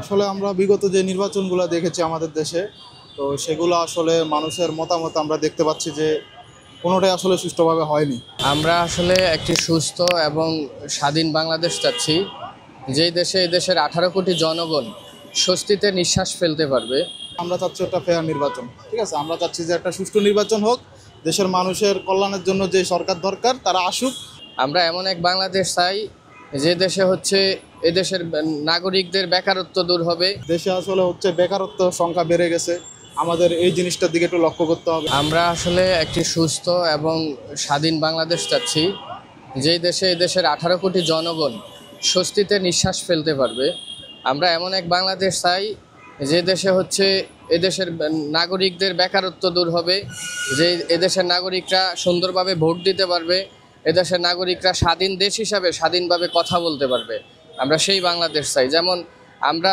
বিগত 54 বছরের ইতিহাসে দেখেছি এই দেশ 54 বছর স্বাধীন হয়েছে বিভিন্ন সরকার আসছেন এবং দেশ শাসন করেছেন সকলেরই শাসনের মধ্যে কম বেশি ঘাটতি অবহেলা ছিল কিন্তু বর্তমান সময়ে আমাদের দেশের যে সংকট যে পরিস্থিতি আমাদের হচ্ছে বাংলাদেশের বড় বড় শিল্প কারখানাগুলো এখন বন্ধ হয়ে যাচ্ছে আমাদের দেশে এখন বেকারত্বর হার অনেকটা বৃদ্ধি পাচ্ছে যেমন আমি উদাহরণস্বরূপ বলতে চাচ্ছি জাতির উদ্দেশ্যে যেমন আওয়ামী লীগের একজন এমপি ছিল গাজীর অসংখ্য মিল কারখানা এখন বন্ধ আপনার ঢাকার সাভারে অবস্থিত নাসা গ্রুপ বাংলাদেশের শিল্প খাতে সবচাইতে বেশি ভূমিকা নাসা গ্রুপের অলরেডি 27-28টা ফ্যাক্টরি বন্ধ হয়ে গেছে তো এইরকম যদি এদেশের ব্যবসায়ীদের গার্মেন্টস শিল্প কারখানা বন্ধ হয়ে যায়, বিদেশিরা যদি আমাদের দেশে বিনিয়োগ না করে, তাহলে আমাদের দেশের বেকাররা কোথায় কর্মসংস্থান খুঁজে পাবে?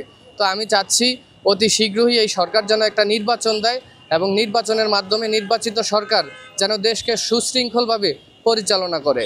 আসলে আমরা বিগত যে নির্বাচনগুলো দেখেছি আমাদের দেশে, তো সেগুলো আসলে মানুষের মতামত আমরা দেখতে পাচ্ছি যে কোনোটাই আসলে সুষ্ঠুভাবে হয়নি। ঠিক আছে, তো আমরা এবার একটা আশা আকাঙ্ক্ষা আছি যে আমাদের মানে দেশের যে বর্তমান যে প্রেক্ষাপট, সেই প্রেক্ষাপটের যুক্তিতে আমরা যদি দেখতে চাই, সেটা হচ্ছে যে আমরা চাচ্ছি একটা ফেয়ার নির্বাচন। ঠিক আছে, আমরা চাচ্ছি যে একটা সুষ্ঠু নির্বাচন হোক, দেশের মানুষের কল্যাণের জন্য যে সরকার দরকার তারা আসুক, তারা আমাদের জন্য কাজ করুক, দেশের উন্নত করুক, ভালো করুক, আমাদের জন্য কাজ করুক আর কি। তো নিজেদের জন্য আসলে আজ পর্যন্ত যারা আসছে তারা মোটামুটি সবাই দেখতে পাচ্ছেন আপনারা যে তারা নিজেদের জন্য করেছে, দেশের জন্য তেমন কিছুই করে নাই। আর আমরা এখন যেটা চাচ্ছি যে দেশের অবকাঠামো উন্নত অনেক হয়েছে, এখন আসলে অবকাঠামো উন্নত দিক দিয়ে হবে না ভাই। দেশে আসলে হচ্ছে বেকারত্ব সংখ্যা বেড়ে গেছে, আমাদের এই জিনিসটার দিকে একটু লক্ষ্য করতে হবে। তারপরে হচ্ছে আপনার দেশের শিক্ষাখাতটা একবারে নষ্ট হয়ে গেছে, এগুলো উন্নত করতে হবে।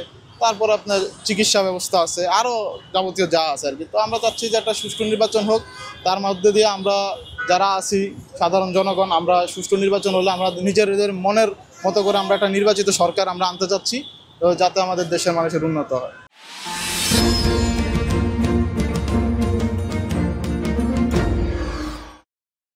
আগেরটাই ভালো ছিল, আগেরটাই তো ভালো ছিল। আমাদের কোনো সমস্যা নেই, ইনকাম খারাপ না হলেও ভালোই হচ্ছে, কিন্তু সমস্যা হলো আগে যে পাও গাড়ি যে আপনার যেটা ক্যামেরা হলো এখন ওই রকমই শক্তিটা লাগছে না, খাটনি লাগছে না, এই ভালো আমাদের জন্য, এই ভালো। এই ভাড়া বেশি হলে তো আপনার ভাড়া দিবার লাগছে বেশি, এটা 450 টাকা, ওটা 100 টাকা দেওয়া লাগায়, এটা 450 টাকা দেওয়া লাগায়, কিন্তু এরা শরীরের ভালোই খাটনি লাগতেছে না। নির্বাচন সুষ্ঠু হলে তো ভালো, আমরা দৌড়াই যাই না। সরকার আমলে তো 3বার ভোটই দিতে পারিনি না, কারণ তো পুলিশ প্রশাসনের লোকেরা তো সব এলাকা ঘেরাও করে রাখছে, এই কাউকে স্বাধীনতাভাবে ভোট দেওয়া যায় নেই। এখন ভোট যদি দিতে পারি সুস্থভাবে, তাহলে তো ভালো, এটাই তো চাই আমরা। ভালো সরকার, জামায়াত তো সরকার ইসলাম রাষ্ট্র দরকার, জামায়াতের তো দরকার অবশ্যই হোক, যে কোনো একটা সরকার হলেই হলো, আমরা ভালো চাই। এই দ্রব্যমূল্যের দাম তো আগেতেই বেশি, এটা কিভাবে কন্ট্রোল করবে? এখনই সব জিনিসের দাম বেশি, ইনকাম তো আমাদের কম, আমাদের নিম্ন শ্রেণীর লোকদের ইনকাম তো কমই হয়ে গেছে। দলীয় সরকার কন্ট্রোল করতে পারে, এটা কন্ট্রোল হবে না পারার কারণ আমরা তো বুঝতেছি না। কষ্ট তো একটু হয়, কষ্ট হইলেও তোমার কোন টাকাটা পাই কোনো মতো কোথায় টাকা ওটু লিস্কা পায়, লিস্কা তোমার তো টাকার দরকার, তো ওটু লিস্কাটা বেশি হয়ে গেছে দেশে। ভালো নির্বাচন হোক, সুষ্ঠু নির্বাচন হোক, এটা সবাই চায়। ভোট তো দিতে পারছি, দিতে পারি নাই, অনেকে তো আমাদের তো 4-5টা করে দিয়ে দিয়েছে, তো ব্যাক চিন্তা তো আমরা করতে পারি না, কারণ আমরা তো রাজনীতি করি না, ভোট নিয়ে আমরা তো দৌড়াদৌড়ি করি নাই। আগেরটাই ভালো ছিল, আগেরটাই তো ভালো ছিল, এখনো তো সরকার আসেই নাই, তো লাভ এর করতে চিন্তা ভাবনা কখন করবো আমরা? সরকার আসতেছে না বলতে পারবো, তো লাভ হয়েছে না লোকসান হয়েছে, এখন কিভাবে বলবো? মোটামুটি ভালোই চলতেছে। আমার তো মনে হয় যে জামাতে ইসলাম মনে হয় যে অনেকটা আগে আছে, আগে থাকতেও পারে চিন্তা ভাবনা আছে। তো দেখি লুটে যখন চলতেছি তো দেখা যায় জামাতে ইসলাম আপনার অনেকটা আগে আছে। জামাতে ইসলামটা তো ভালোই বলি, খারাপ তো বলি না, এটা করলে তো খুব ভালো হয়, জামাতে ইসলাম গেলে তো খুব ভালো হয়। এটা তো স্বাভাবিক হইতেই পারেন, তো কোন সরকার গেলে তো সাধারণ মানুষের ক্ষতি লাভ করে যায়, একটারও তো দেখলাম না। হয়তো জনগণের এই গরিবেরই ক্ষতি করে সরকার তো করে না, করে তো কিছু নেতা ফেতারাই করে দেয়। যে কোনো একটা ব্যবসা বাণিজ্য করেন যান না, লুটে কাটে, সব তো নেতা ফেতারাই আট করিয়া লাগছে। তাও এখন সরকারের দুধ দিলে কি হইব? সরকারের তো আর এসব করে কথা বলে না করার জন্য। এখন তো মনে করেন যে নেতা ফেতারার জন্য তো মনে করেন কোনো জায়গা ব্যবসা, মনে করেন একটা ব্যবসা করলাম, ব্যবসাটা করা যায় না, চাঁদা দিতে হয়, সাধারণ মানুষের সুখ আসেনি। যে কোনো সরকার যাক, আমি তো মনে করি যে না, অপরাধন করছে যখন এখন একটু খারাপই, সকলের জন্য খারাপ, আমার জন্য তো খারাপই, আমার জন্য তার ভালো না। সকলের জন্য যদি খারাপ হয়ে থাকে তো আমার জন্য খারাপ।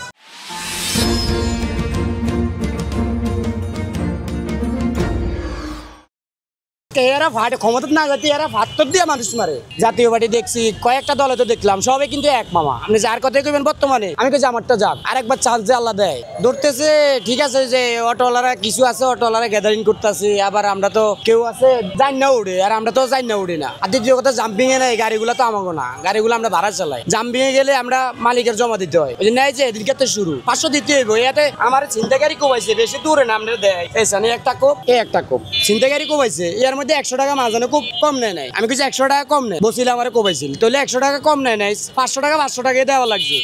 আর যদি এখানে জাম্পিংয়ে না তাহলে কি আমাকে হ্যাঁ মাফ করবো? জাম্পিংয়ে যে কয়দিনে থাকে কয়দিনও 500 টাকা করে জমা ধরে রায়, গাড়ি ছুড়ে নিতেও 2-3 হাজার টাকা যা লাগে তাও আমাকে দিতে হয়।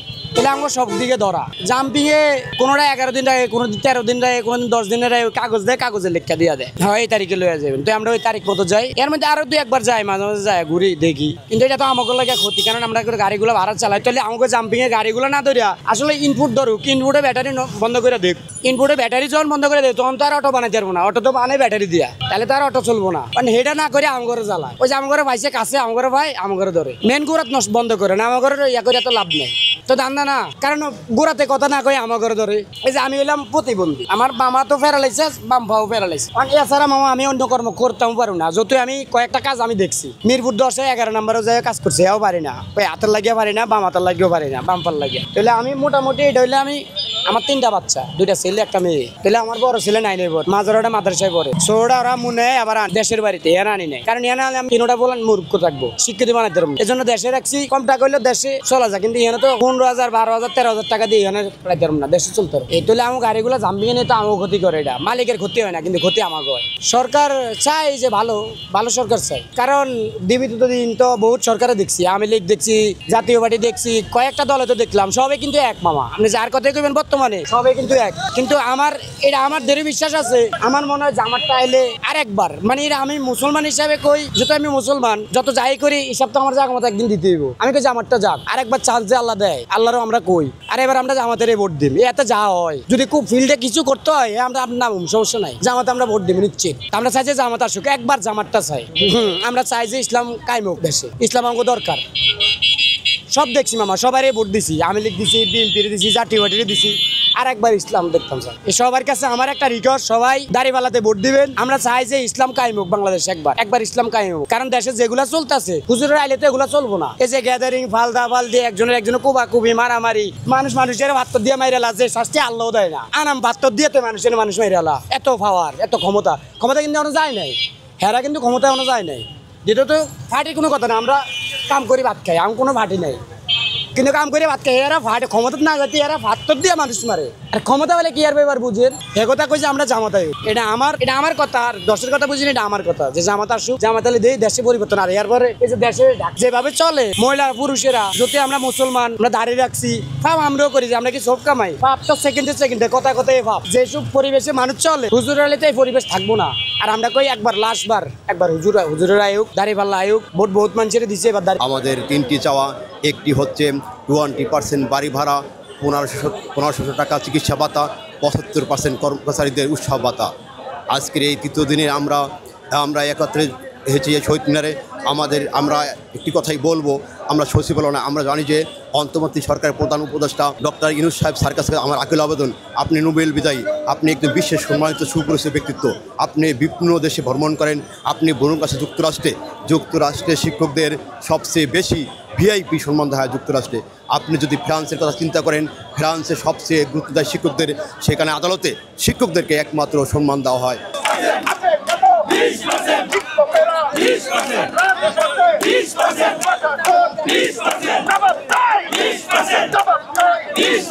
আগুন জ্বলেছে, সেই আগুন জল কামান দিয়ে নিভানো যাবে না। সেই জল কামান আমাদের বুকের আগুনকে আরো বাড়িয়ে দিয়েছে। আমরা যতদিন পর্যন্ত আমাদের দাবি দেওয়া পূর্ণ না হবে ততদিন পর্যন্ত আমরা এই অবস্থান ত্যাগ করব না। আমরা তো সরকারের কাছ থেকে সরকারি ট্যাক্সে গাড়ি চাই না, গাড়ির মধ্যে আমরা জাতীয় পতাকা চাই না। আমরা ন্যূনতম আমাদের পেট পূরণ করার জন্য, ক্ষুধা মেটানোর জন্য আমরা দুমুঠো খাবারের দাবি করছি। আমরা বস্তির মতো একটা জায়গাতে থাকার জন্য যে ঘর ভাড়া দরকার, সেই ঘর ভাড়াটুকু আমাদের দেওয়া হয় না।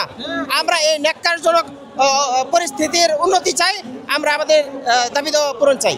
বেসরকারি শিক্ষক রয়েছে এখানে, 96% শিক্ষা ব্যবস্থায় বেসরকারি শিক্ষক পরিচালিত হয়ে থাকে এবং 4% সরকারি শিক্ষা ব্যবস্থা চালু আছে।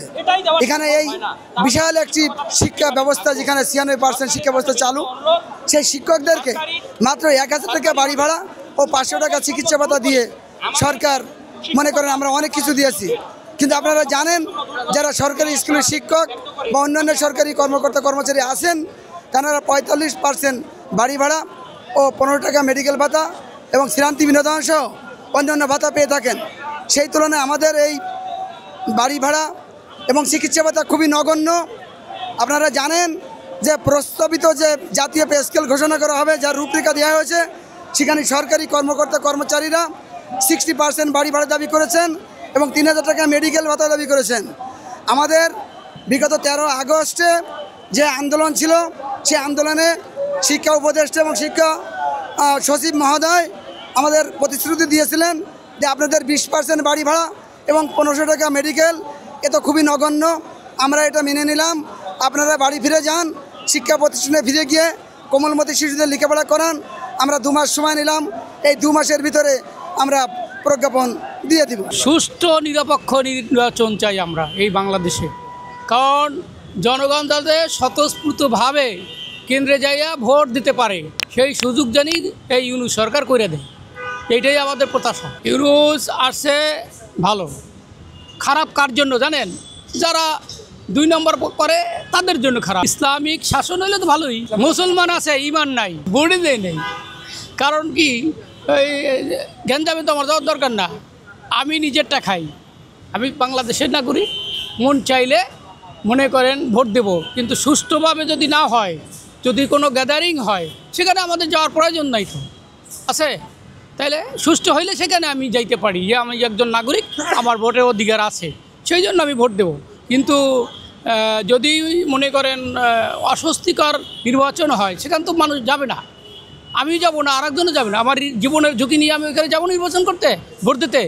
ইম্পসিবল। ইউনুস আসছে ভালো, খারাপ কার জন্য জানেন? যারা 2 নম্বর করে তাদের জন্য খারাপ, ভালো মানুষের জন্য এই প্রেক্ষাপটই ভালো। কারণ ঢাকা ইউনিভার্সিটি ডাকসু যে নির্বাচন গেল, সেই নির্বাচন তো ভালো গেছে। ভালোটা হলে তো যাওয়া শিবির হয় না, সুষ্ঠু না হইলে। আর সুষ্ঠু হিসেবে দেয় শিবির আজগা মনে করেন এই ভিপি হয়েছে। এটা হইল কি, আমি মনে করি যে ইসলামিক শাসন হলে তো ভালোই, সমাজে চুরি ডাকাতি গুম খুম এগুলো হবে না, সুদ ঘুষ এটা হবে না। কিন্তু আসলে মানুষ তো মুনাফেক, দেয় না, জামাতের ভোট দেয়, বলে মুখে মুখে। দেখেন চরমনায়ের কত মানুষ, ভোটের সময় মানুষ নেই। মুসলমান আছে ইমান নাই, কারণ কি জানেন? আপনি এখানে বলছেন একটা, ওইখানে যাই আর একটা। এই জন্য মুসলমানের প্রায়োরিটি দেয় না। কারণ দেখেন বৌদ্ধ খ্রিস্টান হিন্দু মুসলিম যা আছে এগুলো হলো সামথিং, কারণ 5%। এই 5% তারাদের দেশটারে ঘুরে খাইতে আছে। তো মুসলমান যদি এইরকম থাকতো অ্যাক্টিভ, তাহলে তো এরকম হইতো না। আমি মনে করি ইসলামিক শাসন ভালো, আমি অ্যাজ এ নিরপেক্ষভাবে। কারণ মুসলিম কান্ট্রিতে ইসলাম শাসন খারাপ না, আসলে ভালো। কারণ তারা আসতে পারবে কি? সরকার সবাই ভালো, কিন্তু ভোট চেলাফেলা যে 360টা এমপি, ওই 360টা এমপিকে মনে করো যে দুনিয়ার থাকি মনে করো যে বিদায় করে দেওয়া লাগবে। কিন্তু যেভাবে ইউনুস সরকার আছে, ডাক্তার ইউনুস, এর যুগ যুগ থাক, আমরা এইটাই চাই। অনেক দুর্নীতি করছে, খালেদাও দুর্নীতি করছে।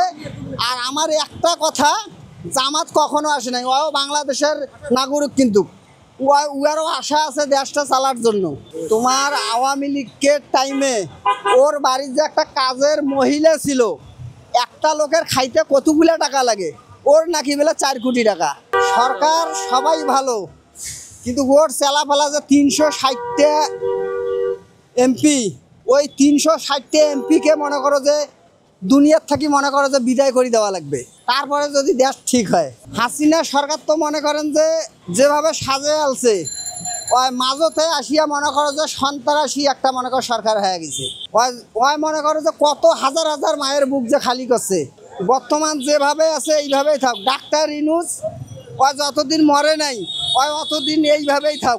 এই দেশের জনগণ ভাই ভোট চায় না, কিন্তু এই চেলাফেলা মনে করো যে বিএনপি হোক আর আওয়ামী লীগ হোক আর জাতীয় পার্টি হোক আর জামাতে হোক, ওই যে ওরা খালি টোপলা বাঁধিবে, জনগণের ভিড় কিন্তু দেখবে না। কিন্তু যেভাবে ইউনুস সরকার আছে, ডাক্তার ইউনুস, এর যুগ যুগ থাক, আমরা এইটাই চাই। আমেরিকার কাছে কখনো বিক্রি হবে না, হবে না। বাংলাদেশের মানুষ কি এতই বোকা, এতই পাগল? কখনো বিক্রি হবে না। এগুলা মানুষের নানান রকম কথা, ঘর পোড়া গেলে কত লোক মনে করেন যে এই পানি আনো এটা আনো বন্ধ করো, কিন্তু আগুনটাকে সহজে নিভাইতে পারে না। উয়ার ইচ্ছা মতো নয়, কিন্তু মনে করো যে থামি যায়। এই সরকারেই থাক, এইটাই আমি চাই। অনেক দুর্নীতি করছে, খালেদাও দুর্নীতি করছে। আর আমার একটা কথা, জামাত কখনো আসে নাই, ও বাংলাদেশের নাগরিক, কিন্তু উয়ারও আশা আছে দেশটা চালার জন্য, ওই জামাতে আসুক। পাকিস্তানের যে সরকার বর্তমান আছে, প্রতিটা মহিলার মুখে দেখবেন বোরকা, পদ্মাশালীভাবে বেড়ায়। কালকে আমি মনে করেন যে দেখলাম এর থেকে মনে করেন জামা নেই, এর থেকে জামা নেই, এই যে এই যে শর্ট প্যান্ট পরছে। এই জামাতে হয় জামাত আসুক আর নাহলে বিএমপি আসুক। বিএমপি আসিয়া মনে করেন কচু কাটা করে দেব, টেকনিশিয়ান যদি দেশ ঠিক হয়। জামাত আসলে মনে করেন যে হেফাজতেই থাকবে, দেশ সুন্দরভাবে থাকবে। বিএমপি আসলেও মনে করেন যে ভালো, কিন্তু ওই তারেকের যদি শিক্ষা যে টাইমে মনে করেন যে ও সরকার ছিল, ওই টাইমে মনে করেন যে এবার যদি মনে করে ইলেকশানে আসে, ওরা তো এখন নামাজ কালাম সবগুলাই পড়ে। যেভাবে জনগণ চায় এইভাবে ওই তারেক জিয়াকে থাকতে হবে। জনগণ যে পাশে যাইবে উয়াকে সেই পাশে যাইতে হবে। আমি বলি নাই যে তারেক জিয়া দুর্নীতি করছে। তোমার আওয়ামী লীগের টাইমে ওর বাড়ির যে একটা কাজের মহিলা ছিল, একটা লোকের খাইতে কতগুলা টাকা লাগে, ওর নাকি বেলা 4 কোটি টাকা।